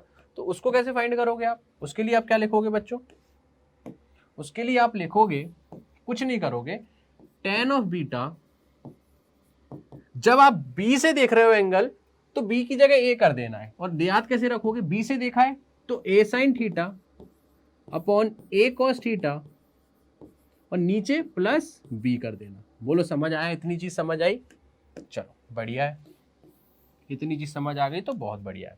अब आगे बढ़ते हैं अपन, ठीक है। रिजल्टेंट निकालना आ गया, पैरेललोग्राम से सारी चीजें सॉल्व हो गई, सारी चीजें हमारी सॉल्व हो गई। यहाँ से आप सीधे सीधे क्वेश्चंस भी कर सकते हो, ठीक है, निकलने को आपको मिल जाएगा। चलो ये क्वेश्चन देखते हैं, फिर उसके बाद अपन आगे बढ़ते हैं, ठीक है। क्वेश्चन क्या दिया है वो देख लेते हैं। क्वेश्चन में बोला गया, मान लो दो फोर्सेज है हमारे पास, two forces of 3 newton and 4 newton are acting at a point such that angle between them is 60 degree, find the resultant force. देखो उनने क्या बोला है, दो फोर्सेज है, मुझे नहीं पता, एक फोर्स उनने बोला है 3 न्यूटन है, मैंने मान लिया ये रही 3 न्यूटन की मेरे पास, एंड 4 न्यूटन की है, किसी एक पॉइंट पे लग रही है वो फोर्सेज, राइट। तो देखो इसको मैं दो तरीके से बना देता हूँ, देखना, किसी पॉइंट पे लग रही है तो अब सुनना, क्वेश्चन के हिसाब से चलते हैं। पहले ये रहा, मान लो मेरा एक पॉइंट, इस पॉइंट पे दो फोर्सेस लग रही है, मान लो एक फोर्स तो ये लग रही है, ये क्या मान ली मैंने 3 न्यूटन, और एक फोर्स ये लग रही है, मान लो कितनी है 4 न्यूटन, ठीक है, और उनके बीच का एंगल 60 डिग्री दिया है। अब सुनना, इस पॉइंट पे लग रही है, क्या ये हेड टू हेड जुड़े हुए हैं, तो इनके बीच का एंगल ही दिया हुआ है 60 डिग्री। अब पूछा क्या, फाइंड द रिजल्टेंट फोर्स, तो रिजल्टेंट के लिए आप डायरेक्टली निकाल दोगे। अब आर वेक्टर को कि हमने लॉ पढ़ लिया है तो हम डायरेक्टली निकाल सकते हैं। Find the resultant force, resultant force कितना होगा, 3 न्यूटन और ये फोर्स ही है, तो रिजल्टेंट फोर्स जो आएगा आर रिजल्टेंट, वो क्या आएगा मेरे पास, under root of A vector के मैग्नीट्यूड का whole square plus B vector के मैग्नीट्यूड का whole square plus 2 A vector का मैग्नीट्यूड इंटू बी वेक्टर का magnitude cos theta.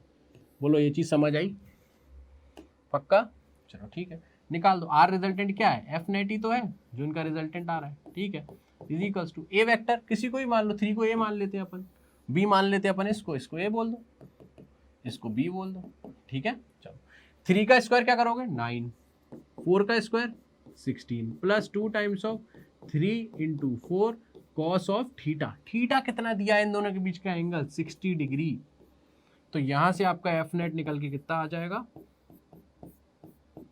Under root of ये कितना हो गया 25 प्लस 6 24, राइट, हाँ 24, एंड कॉस 60 कितना होता है बच्चों 1/2, तो ये कितना बचेगा अंडर रूट ऑफ 25 प्लस ये कितना हो जाएगा 12 हो जाएगा कि नहीं हो जाएगा, 24/2 12, तो that is root of 37 Newton.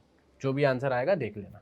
बोलो समझ आई ये चीज कैसे किया, ये समझ आया कि नहीं, ये जरूरी है, क्वेश्चन ज्यादा करने से कुछ नहीं होगा, चीजें समझ आनी चाहिए, रिजल्टेंट कैसे निकाला, राइट। चलो आगे आ जाते हैं अब थोड़ा सा सब्सट्रैक्शन,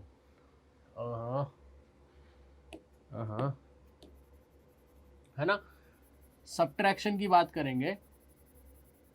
सब्ट्रैक्शन कैसे होता है बच्चों वेक्टर्स का, कोई ऐसी चीज होती भी है कि नहीं होती, मुझे ये बताओ। मेरे हिसाब से तो ऐसी कोई चीज नहीं होती, ठीक है। सब्ट्रैक्शन ऑफ वेक्टर्स, ठीक है, वेक्टर का सब्ट्रैक्शन करना है तो हम क्या करेंगे बच्चों, ऐसी कोई चीज पहली बात होती नहीं है, वेक्टर का एडिशन पॉसिबल है but subtraction is not possible. अब सब्ट्रैक्शन पॉसिबल क्यों नहीं है, मैं बताता हूं आपको, सुनो। मानो हमें 2 वेक्टर्स दिए गए हैं, ठीक है, 2 वेक्टर्स दिए गए हैं, हमें रिजल्टेंट निकालना है तो हम उसका एडिशन करते हैं, तो क्या बोलते हैं, ए वेक्टर प्लस बी वेक्टर कर रहे हैं सर, बिल्कुल सही, ठीक। सुनना, एक वेक्टर ए दिया हुआ है, मान लो ये रहा मेरा ए वेक्टर, ठीक है, और एक वेक्टर दिया हुआ है बी, वो मान लो मेरा ये है वेक्टर बी, ठीक है, सुनना, और इनके बीच में बनने वाला एंगल कुछ थीटा मान लो, करेक्ट, ऐसे घूमे अपन एंटी क्लॉकवाइज तो थीटा बोल दिया।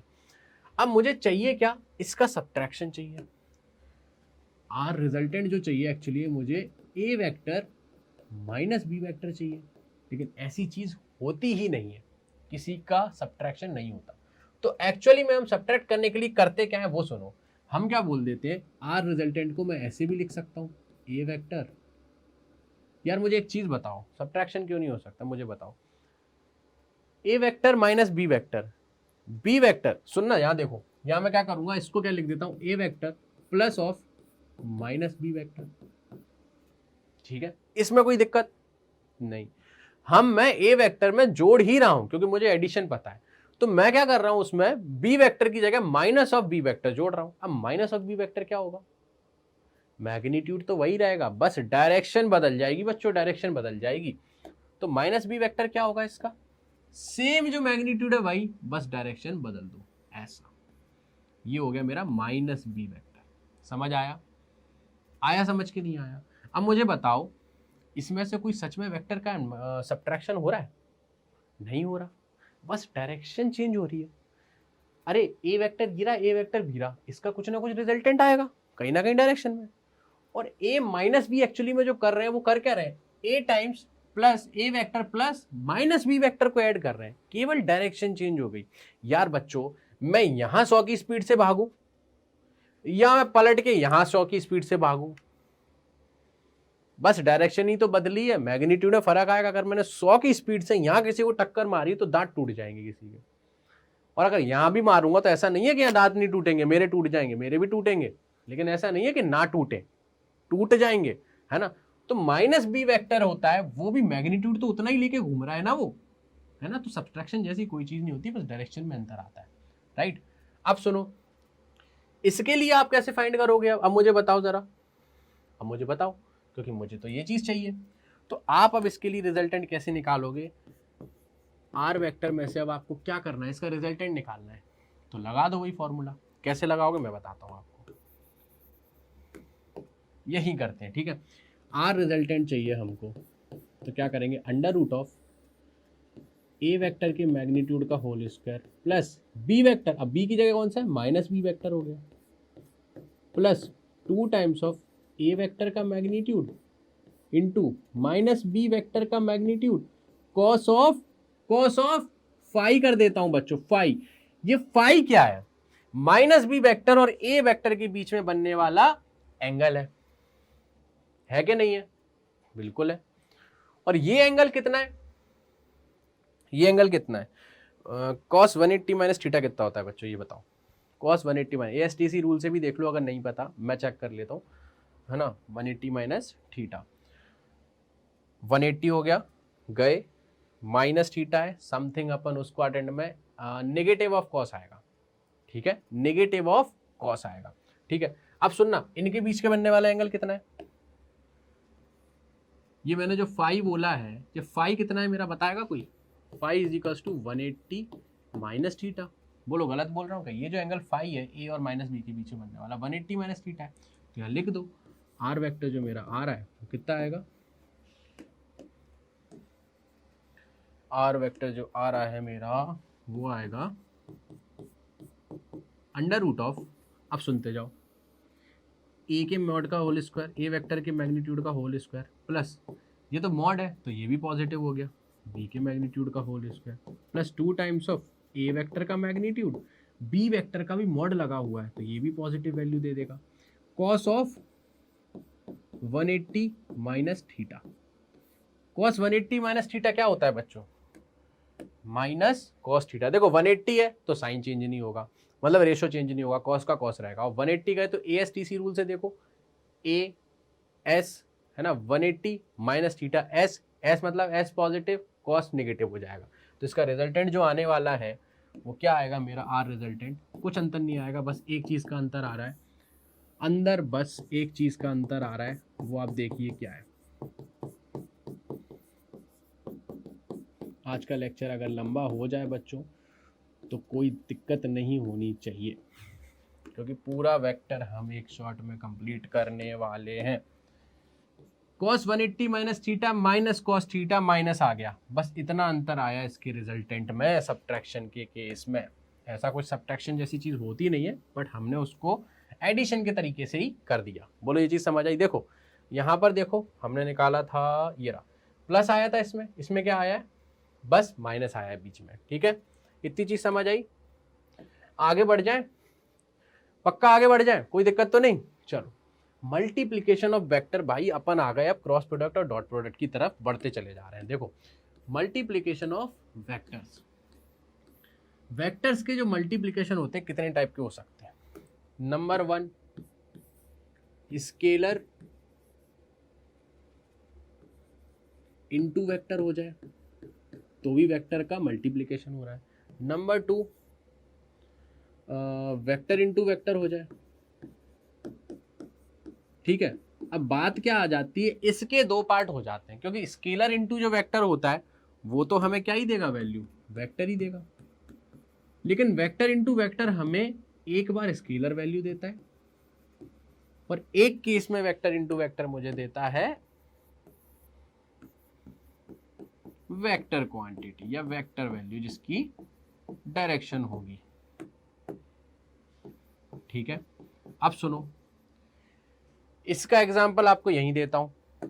इसका एग्जांपल, फॉर एन एग्जांपल मान लो ए वेक्टर है कोई, वो मुझे दिया हुआ है कितना, मान लो 3 आई कैप, ये आई कैप वगैरह भी आपको आगे बता देंगे, 4 जे कैप प्लस 5 के कैप, ठीक है, मुझे ये दिया हुआ है, ठीक है।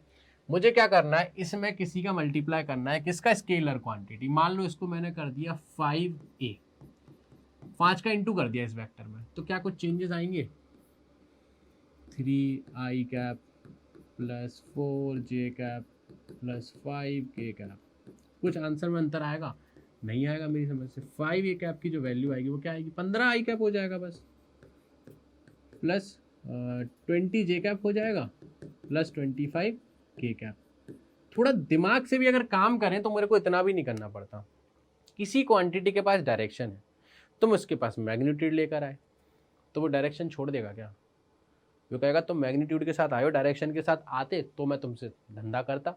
मैं इस डायरेक्शन में जा रहा हूँ, तुम अपना कुछ डायरेक्शन लेके आयो, तब अपन कुछ बीच में से जाते, थोड़ा मैं सोचता। अब मैं डायरेक्शन लेके घूम रहा हूँ, तुम मैग्नीट्यूड लेके आ गए, तो चढ़ जाओ मेरी गाड़ी में। तो चढ़ गया वो उसकी गाड़ी में और उसी की डायरेक्शन लेके चल दिया। समझे? तो ये चीज़ तो समझ आ गई। अब ये दो चीज़ें जो आ रही हैं बीच में, वेक्टर इंटू वेक्टर, एक स्केलर होता है, एक वेक्टर होता है। स्केलर जो होता है उसको हमारे यहाँ नाम दिया गया डॉट प्रोडक्ट, है ना, और इसको क्या बोलते हैं? Scalar product. ठीक।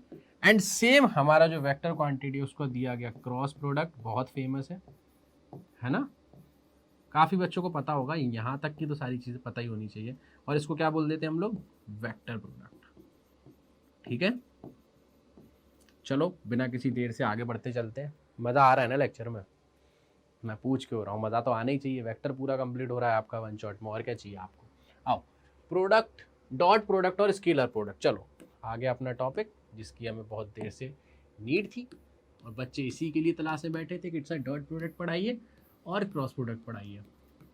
ठीक है, सुनो, डॉट प्रोडक्ट। सबसे पहले तो इसको यहाँ लिख देते हैं कि डॉट प्रोडक्ट निकाला कैसे जाता है। मान लो कोई वेक्टर है, ए वेक्टर और बी वेक्टर, ठीक है। तो मान लो ए वेक्टर है, उसका अगर मैं डॉट प्रोडक्ट करूँ बी वेक्टर से, तो मेरा जो रिजल्टेंट आएगा मतलब मान लो सी वेक्टर जो आएगा वो मेरा एक स्केलर क्वांटिटी आएगी। मैंने यहाँ पे वेक्टर लगा के गलती कर दी, यहाँ पर जो मेरी क्वांटिटी आएगी वो एक स्केलर क्वांटिटी आएगी। व्हाट इज सी हियर बच्चों? कोई बताएगा? सी इज स्केलर क्वांटिटी। ठीक है, इसको ओपन कैसे करते थे? ए वेक्टर डॉट बी वेक्टर जो होता है उसको लिखते हैं हम ए वेक्टर का मैग्नीट्यूड इंटू बी वेक्टर का मैग्नीट्यूड कॉस थीटा। ए वेक्टर का मैग्नीट्यूड, बी वेक्टर का magnitude cos theta. What is theta here? Theta is the again angle between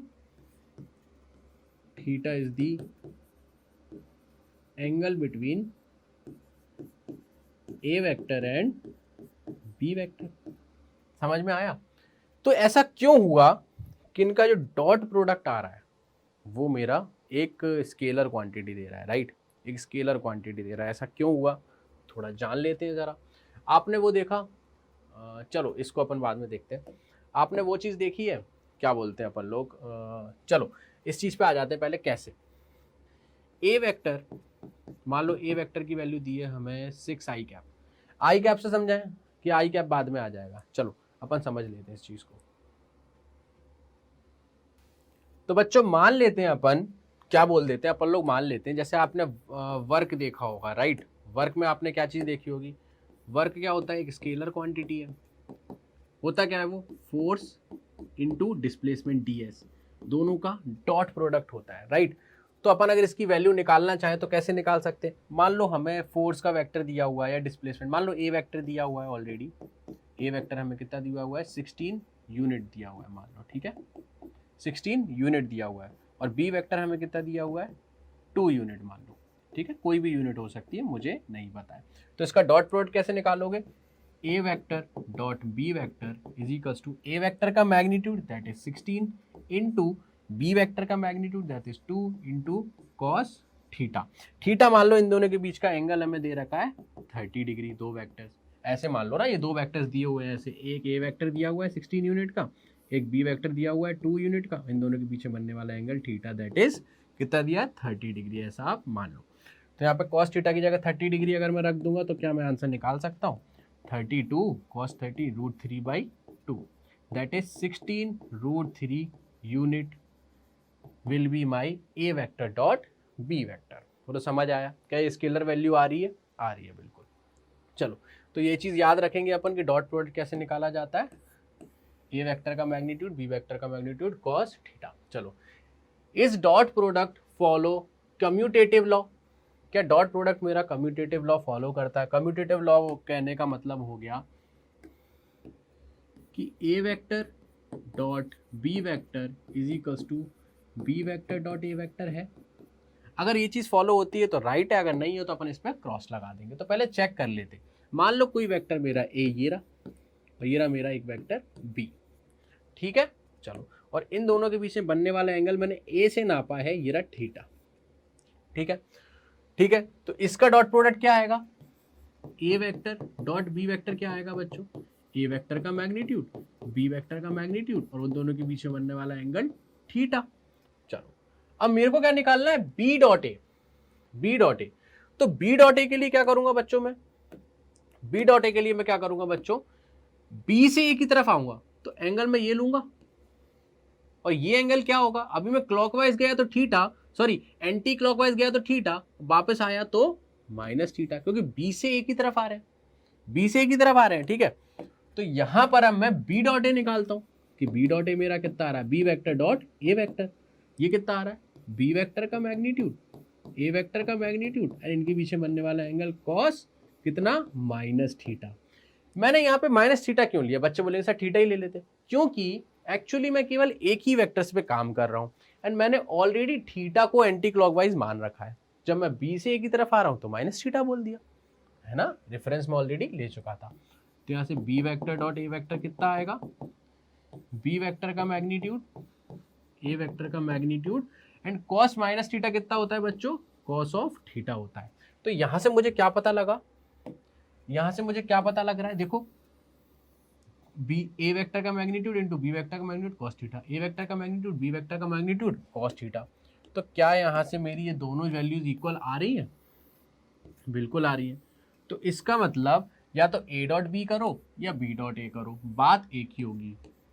ऐसी चीज केवल इस वजह से वैलिड हुई बच्चों इस चीज में, क्योंकि this is something only scalar quantity, जिसके पास केवल और केवल मैग्नीट्यूड है। तो भाई 2 इंटू 8 करो या 8 इंटू 2 करो, 2 इंटू 8 भी 16, 8 इंटू 2 भी 16, फर्क पड़ेगा? नहीं पड़ेगा। समझ आया?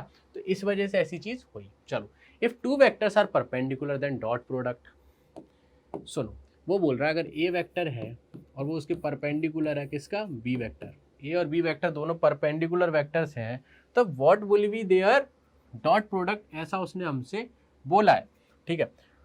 दो वेक्टर परपेंडिकुलर है, क्या मैं बना सकता हूं उनको? बना के देख लेता हूं। मान लो ए वेक्टर अगर मेरा ये है तो इसका परपेंडिकुलर वेक्टर मैं ऐसे बना देता हूं। परपेंडिकुलर मतलब उनके बीच का एंगल 90 डिग्री। तो ए डॉट बी निकाल के देखते हैं कितना आ रहा है। A vector dot B vector निकालते हैं। ए वेक्टर का मैग्नीट्यूड, ठीक है, बी वेक्टर का मैग्नीट्यूड एंड कॉस 90 डिग्री। ओहो, 90 डिग्री मतलब ए वेक्टर डॉट बी वेक्टर मेरा क्या आ गया बच्चों? 0 आ गया।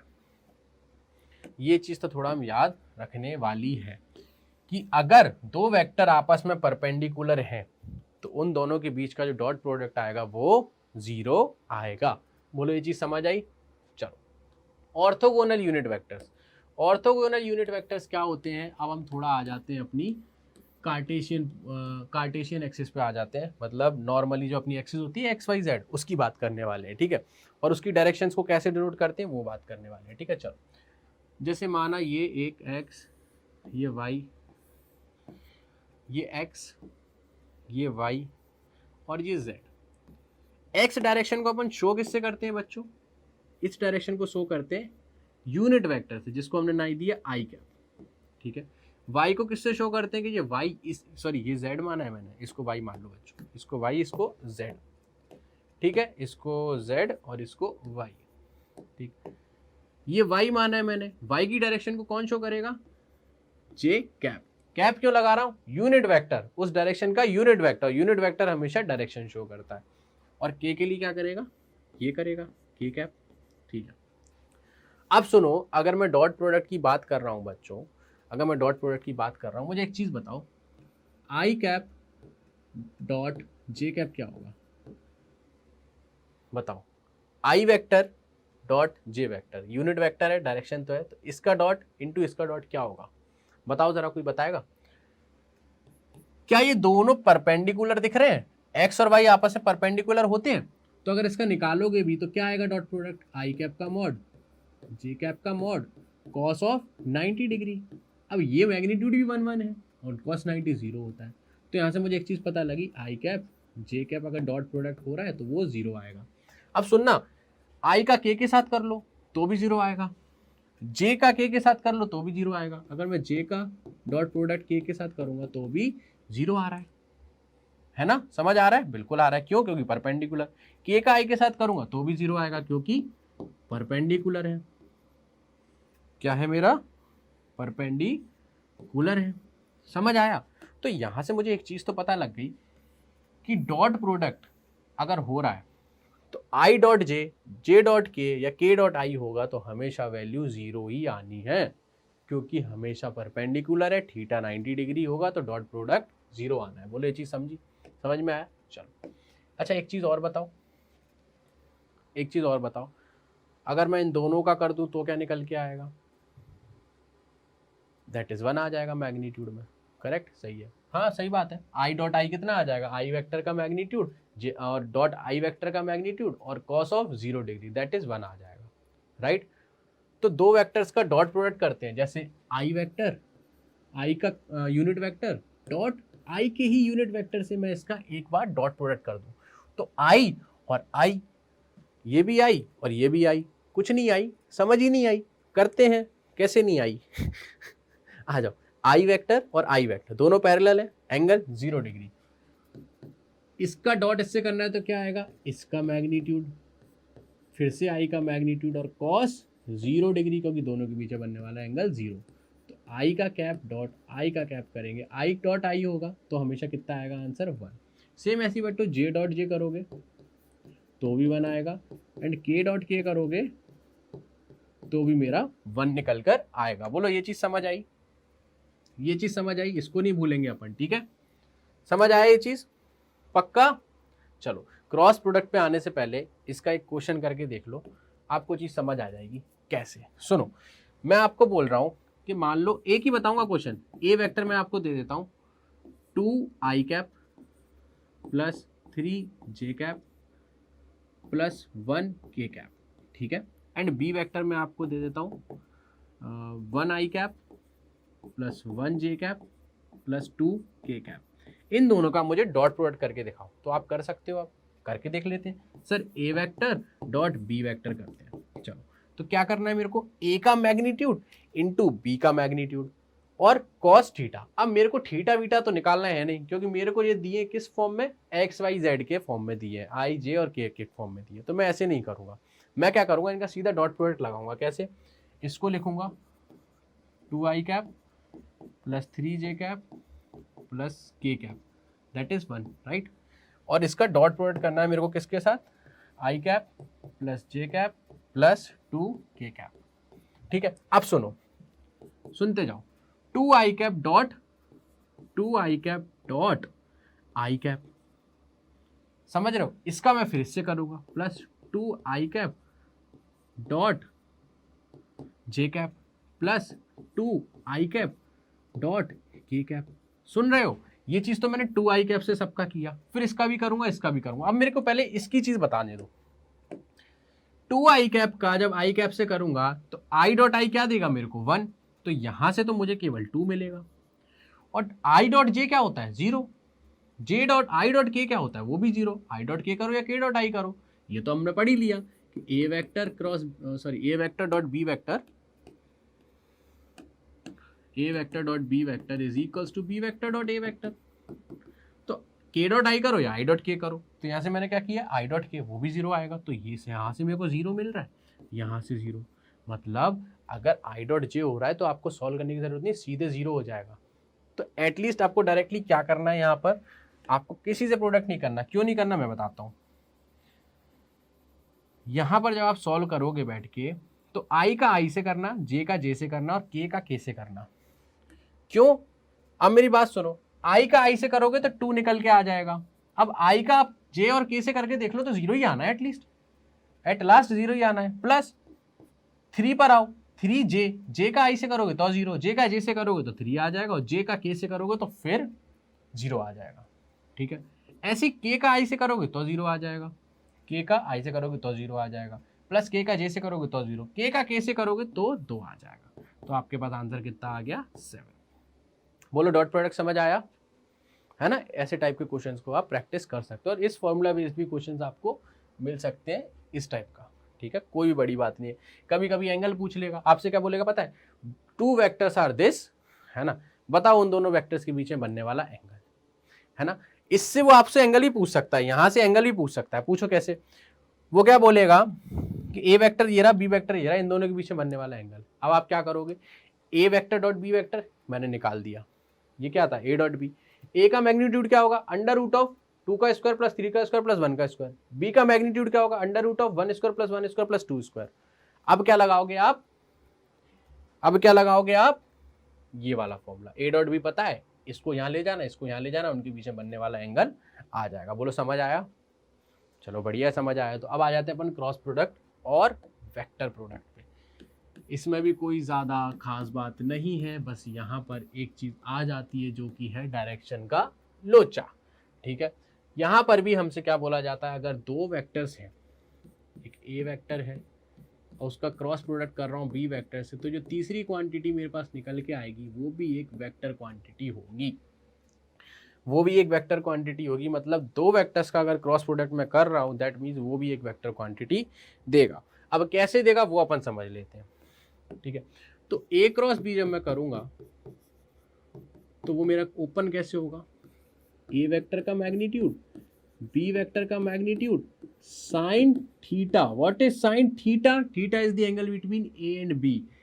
ये तो मेरी आई वैल्यू,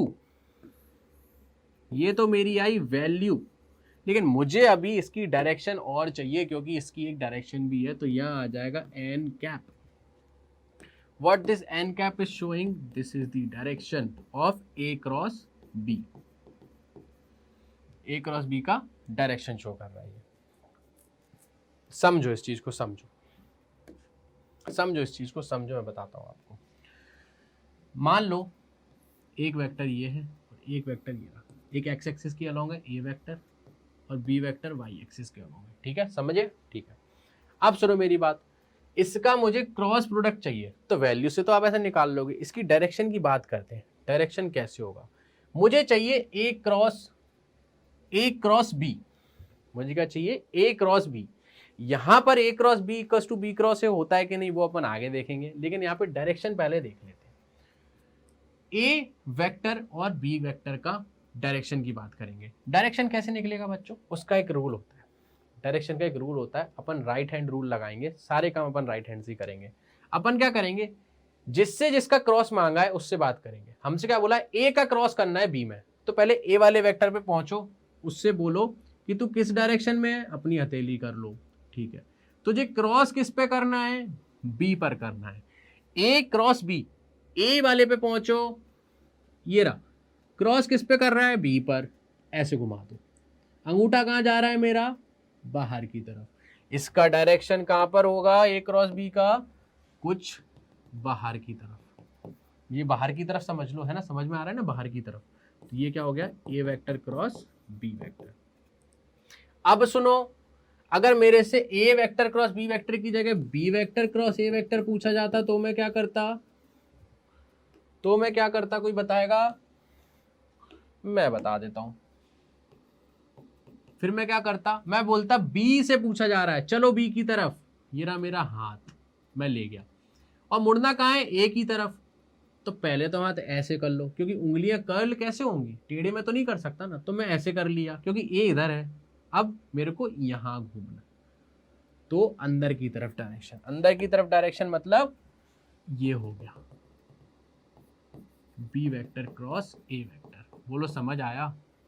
ये चीज समझ आई कि नहीं? ये चीज समझ आई बच्चों? ये चीज समझ आई? ठीक है, इतनी चीज समझ आई तो अपन देख लेते हैं। इस cross product follow commutative law. ये हमसे पूछ रहा है क्या cross product A vector cross B vector is equals to B vector cross A vector होगा? कोई मुझे बताना चाहेगा? इसका आंसर मैं आपको सीधे सीधे दे देता हूं, ये चीज नहीं होगी, क्योंकि अब हो गया डायरेक्शन का खेल। डॉट प्रोडक्ट में डायरेक्शन तो था नहीं, इसलिए A dot B B dot A के बराबर कर दिया। ए क्रॉस बी का magnitude is equals to B cross A के मैग्नीट्यूड के बराबर होगा, इसकी तो मैं गारंटी दे देता हूं,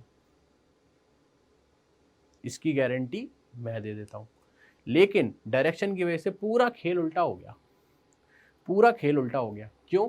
अभी आपने देखा ए क्रॉस बी बाहर, ए क्रॉस बी बाहर, बी क्रॉस ए अंदर, क्या दोनों के बीच में 180 डिग्री नहीं बन रहा? ए क्रॉस बी बाहर,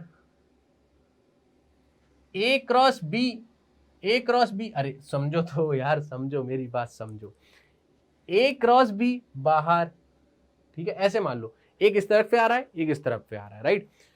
ए क्रॉस बी बाहर, बी क्रॉस ए अंदर, बाहर अंदर, दोनों के पीछे बनने वाला एंगल 180 डिग्री, ठीक है। 180 डिग्री हो गया, इसका मतलब ये मैग्नीट्यूड वाइज तो इक्वल होंगे बट डायरेक्शन अपोजिट है, इसलिए ये दोनों वेक्टर सेम नहीं होंगे, क्योंकि यहाँ पर ये डायरेक्शन वाली क्वांटिटी है। यहाँ पर जब ये इक्वल होंगे तो मैं इसको ऐसे जरूर लिख सकता हूँ एक बार को, और ये चीज़ शायद ये चीज़ वैलिड है, ये चीज़ सही है, क्योंकि यहाँ पर मैंने नेगेटिव साइन से शो कर दिया कि जो भी चीज़ है वो उसके अपोजिट है, जो भी वेक्टर है उसके अपोजिट है। ये एक्चुअली में है क्या? इसको अगर मैं कोई वेक्टर सी वेक्टर नाम दे दूं तो ये इसको वेक्टर को क्या बोलूंगा? माइनस सी, इसका जस्ट अपोजिट वेक्टर ही तो है। तो मैंने क्या लिखा है? कुछ अलग लिखा है क्या? C vector is equals to minus of C vector, बात तो वही है नेगेटिव का। समझ आया? चलो इसके बाद आते हैं, if two vectors are perpendicular then cross product. दो वेक्टर्स अगर परपेंडिकुलर हैं तो उनका क्रॉस प्रोडक्ट क्या होगा? यहाँ परपेंडिकुलर तो नहीं बट पैरेलल आना चाहिए और तभी वो चीज़ बनेगी, एल्स कोई फर्क नहीं पड़ेगा। तो इसको काट के हम करेंगे बच्चों पैरेलल, ठीक है, तभी वो जीरो वाली चीज़ निकल के आएगी, ठीक है। If two vectors are parallel then cross product. देखो क्रॉस प्रोडक्ट के लिए पैरेलल बोल दिया, मतलब ए वेक्टर है जो मेरा वो पैरेलल है बी वेक्टर के, ठीक है। तो मान लो मेरा अगर ए वेक्टर भी यही है और बी वेक्टर ही मेरा यही बना हुआ है, तो इनके पीछे बनने वाला एंगल कितना हो गया? Theta is equal to 0। अब मेरे को निकालना है A vector cross B vector, क्या आएगा? ए वेक्टर का मैग्नीट्यूड बी वेक्टर का मैग्नीट्यूड साइन ऑफ 0 डिग्री और डायरेक्शन आ जाएगा कुछ ना कुछ, ए क्रॉस बी का डायरेक्शन आ जाएगा। ये वैल्यू कितनी होगी? A cross B that is sine 0 0 आ गया। जीरो वेक्टर डायरेक्शन आर्बिटरी कुछ भी हो सकती है, 0 आ रहा है भाई, 0। समझ आ रहा है? तो मेरी बात समझो, अगर कोई दो वेक्टर है, अगर कोई दो वेक्टर परपेंडिकुलर है तो उनका डॉट प्रोडक्ट 0 होगा, क्योंकि cos 90 0 हो जाएगा। और अगर दो वेक्टर पैरेलल है तो उनका क्रॉस प्रोडक्ट 0 हो जाएगा। आप मेरे को बताओ क्रॉस कैसे कर पाओगे? ए वेक्टर के हाथ पे पहुंचो इधर, अब बी वेक्टर को ढूंढ रहे हो आप, कहाँ है मेरा बी वेक्टर, कहाँ घूमू? घुमा ही नहीं पाओगे, उंगली की डायरेक्शन में ही है वो भी। समझ में आ रहा है ना? तो ये चीज समझ आई? चलो ठीक है। ऑर्थोगोनल यूनिट वेक्टर्स, देखो यहाँ पर भी सेम चीज बताने वाला हूँ मैं आपको, वही सेम चीज क्या जो मैंने बताया था आपको कि 1 2 3 एक्सिस मान लेते हैं अपन, है ना। हमारे पास 3 एक्सिस हैं और तीनों एक्सिस की डायरेक्शन को हम कैसे शो करते हैं? ये एक्स हो गया, ये वाई हो गया, ये एक्स हो गया और ये मेरा जेड हो गया, ठीक है। एक्स एक्सिस के यूनिट वेक्टर को हम आई कैप से डिनोट करते हैं, इसको जे कैप से डिनोट करते हैं, इसको के कैप से डिनोट करते हैं, राइट। अब हम करते हैं क्रॉस प्रोडक्ट की बात। बच्चों बताओ आई डॉट आई का यूनिट वेक्टर क्रॉस जे का यूनिट वेक्टर क्या देगा मेरे को? आई का यूनिट वेक्टर जे का यूनिट वेक्टर का क्रॉस, आई के डायरेक्शन में पहुंचो, ये रहा, कहाँ जाना है? जे की तरफ, ये इधर की तरफ दे रहा है, किधर? इधर की तरफ दे रहा है। तो क्या आएगा ये देखो, पहले डायरेक्शन तो हमने देख लिया, जेड कैप में आ रहा है, वैल्यू क्या आ रही है ये देखते हैं अपन इसकी। आई मॉड मतलब आई का यूनिट वेक्टर का मॉड, जे के यूनिट वेक्टर का मॉड और साइन ऑफ 90 डिग्री, क्योंकि इन दोनों के बीच में बनने वाला एंगल 90 डिग्री है। तो यहाँ से मुझे क्या पता लगा? आई और जे का जो क्रॉस प्रोडक्ट हो रहा है उसकी वैल्यू 1 आ रही है, ठीक है। अब मुझे बताना जे और के बीच में भी तो एंगल कितना बन रहा है बच्चों? 90। तो क्या जे कैप इंटू के कैप 90 डिग्री के बराबर नहीं होगा, मतलब 1 के बराबर नहीं होगा? ऐसी के कैप इंटू आई कैप मेरा 1 के बराबर नहीं होगा? बिल्कुल होगा, है ना, बिल्कुल होगा। और एक चीज और बोल सकता हूं यहां पर, अगर आई का आई पे निकालूंगा, आई कैप क्रॉस आई कैप निकालूंगा, तो ये डेफिनेटली या जे कैप क्रॉस जे कैप बोल दो, या के कैप क्रॉस के कैप बोल दो, है ना, या के कैप क्रॉस के कैप बोल दो, आप के कैप क्रॉस के कैप बोल दो, तो ये वैल्यू भी मेरी 0 आनी है। क्यों आनी है? क्योंकि साइन ऑफ 0 आ जाएगा, क्योंकि सेम एक्सिस पर है, राइट, तो 0 आ जाएगा। तो यहां से मुझे क्या पता लगा, अगर किसी भी एक्सिस का, किसी भी यूनिट वेक्टर का अगर उसी में मैं क्रॉस प्रोडक्ट करूं तो 0 आता है। बोलो समझ आया? ये चीज समझ आई कि नहीं आई बच्चों, मुझे इतना बताओ, ये चीज समझ आई? चलो बढ़िया, ये चीज समझ आई। तो यहां पर अपन एक क्वेश्चन करके देखते हैं, फिर मुझे बताओ आपको आंसर निकल रहा है कि नहीं निकल रहा। ठीक है, चलो पहला एग्जांपल मैं आपको दे देता हूं नॉर्मल तरीके से। ओके ओके, चलो आ जाओ, सुनो मेरी बात।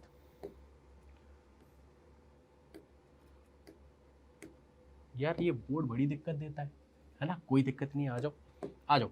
सुनो, मान लो हमारे पास 2 वेक्टर, देखो शॉर्ट ट्रिक ही बताऊंगा यहाँ पर, समझ लेना, ठीक है। मान लो मेरे पास 2 वेक्टर दिए हैं, एक वेक्टर है ए जिसका दिया है मुझे आई कैप प्लस जे कैप प्लस 2 के कैप, ठीक है, और एक वेक्टर मुझे बी दिया हुआ है, वो कितना दिया है 2 I cap plus 3 J cap plus 2 के कैप, मैंने ऐसे दे दिया, ठीक है। चलो मुझसे बोला है इनका क्रॉस प्रोडक्ट निकालो।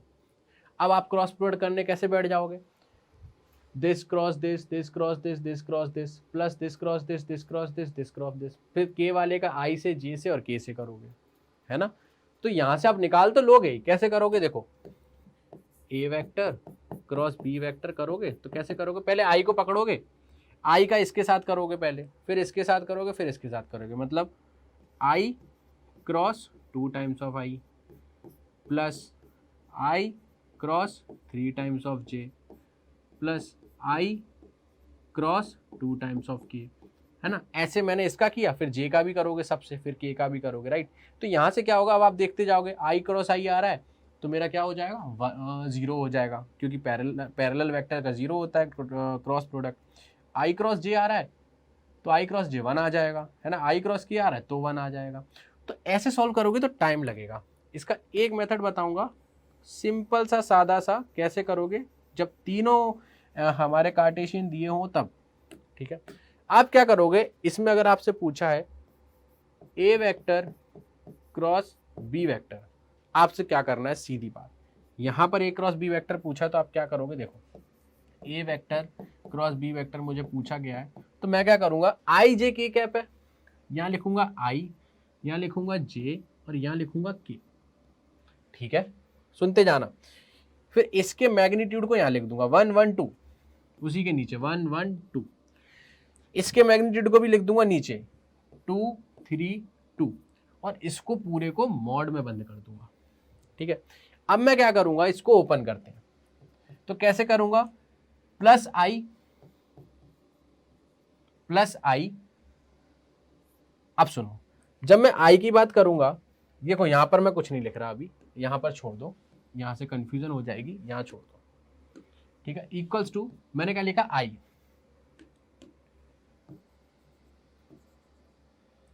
के 2 2 ना, ठीक है, ठीक है। अब मैंने क्या लिखा बच्चों, यहां देखो मैंने लिखा आई, आई की जब मैं बात करूंगा तो मैं आई की चीजों को छुपा लूंगा और इन वाली वैल्यूज का क्रॉस मल्टीप्लीकेशन करूंगा, 1 इंटू 2 माइनस ऑफ 2 इंटू 3, तो क्या लिखूंगा, आई को छुपाया 1 into 2 minus 3 into 2, 1 into 2 minus 3 into 2, bracket close. अब मैं क्या लिखूंगा, जे लिखूंगा, तो मैं क्या करूंगा बच्चों, जे को छुपा लेता हूं, जे को जैसे ही छुपाया तो मेरे पास क्या बचा, cross multiplication left to right करना है, 1 into 2 minus 2 into 2, 1 into 2 minus 2 into 2, J को छुपाया 1 into 2 minus 2 into 2, close. K cap लिखो यहां पर, के लिए भी सेम करो, इसको छुपाओ 1 into 3 minus 2 into 1, 1 into 3 minus 2 into 1। अब सुनो, एक चीज और रह गई, आई वाले पे प्लस लगाना है, फिर माइनस, फिर प्लस, खाता हूं प्लस माइनस प्लस, ये आपका जो भी आएगा यही आपका आंसर होगा। निकाल दे, आई कैप 2 माइनस 6 माइनस जे कैप 2 माइनस 4 प्लस के कैप 3 माइनस 2, तो ये कितना आ जाएगा मेरा -4 आई कैप -2 और प्लस का हो जाएगा तो 2 जे कैप प्लस के कैप। बोलो समझ आया? समझ आई कहानी? डॉट क्रॉस सारे प्रोडक्ट की वेक्टर्स क्या होते हैं क्या नहीं, सब समझ आया है ना? तो आज की क्लास हमारी एंड होती है, पूरा का पूरा वेक्टर्स आपका कंप्लीट हो गया है ना, कोई कमी नहीं छोड़ी है। न्यूमेरिकल बेसिस प्रैक्टिस पे कमी छोड़ी है थोड़ी बहुत मे बी, बट वो यार आप अपने आप से कर सकते, कंसेप्ट पूरा क्लियर कर दिया मैंने, ठीक है। यहाँ पर जैसे एंगल भी पूछा जा सकता है, तो मैंने वही चीज़ ए क्रॉस बी निकाल दिया मैंने यहाँ पर, राइट। अब ए क्रॉस बी का मैग्नीट्यूड निकाल देना, एंगल पूछा है तो आप क्या कैसे करोगे, A vector cross B vector का magnitude equals to A vector का मैग्नीट्यूड बी वेक्टर का magnitude sine theta. A cross B आ गया आपके पास, हाँ ये आ गया sir A cross B. A cross B का मैग्नीट्यूड निकाल दोगे, under root of this square plus this square plus this square आ जाएगा मैग्नीट्यूड, अपॉन में ए वेक्टर का मैग्नीट्यूड निकाल दोगे बी वेक्टर का, दैट इज साइन थीटा। बोलो समझ आई चीज? चलो बढ़िया है, समझ आई हो तो वेक्टर कंप्लीट हो गया है। इसके क्वेश्चन प्रैक्टिस कर लेना जिससे हम अब इलेक्ट्रोस्टैटिक्स को आगे बढ़ा सकें बच्चों, ठीक है। और मेहनत करते रहिए, तरीके से पढ़ाई करती रहिए। मुझे भी अच्छा लगा कि बच्चों ने बोला कि वेक्टर्स सर लेके आइए, ज़रूरी है, क्योंकि यस दैट इज़ इम्पॉर्टेंट, क्योंकि इलेक्ट्रोस्टैटिक्स इवन अभी अब मैग्नेटिज्म में जाएंगे तो और ज़्यादा यूज़ आने वाला है, राइट। तो बहुत अच्छा किया, इस चैप्टर को पूरा कंप्लीट करो, वेक्टर्स को बढ़िया तरीके से समेट कर रख दो, पीपीटी भी आपको शेयर हो जाएगी, ठीक है। तो मिलते हैं अगली क्लास में, तब तक के लिए बाय बाय।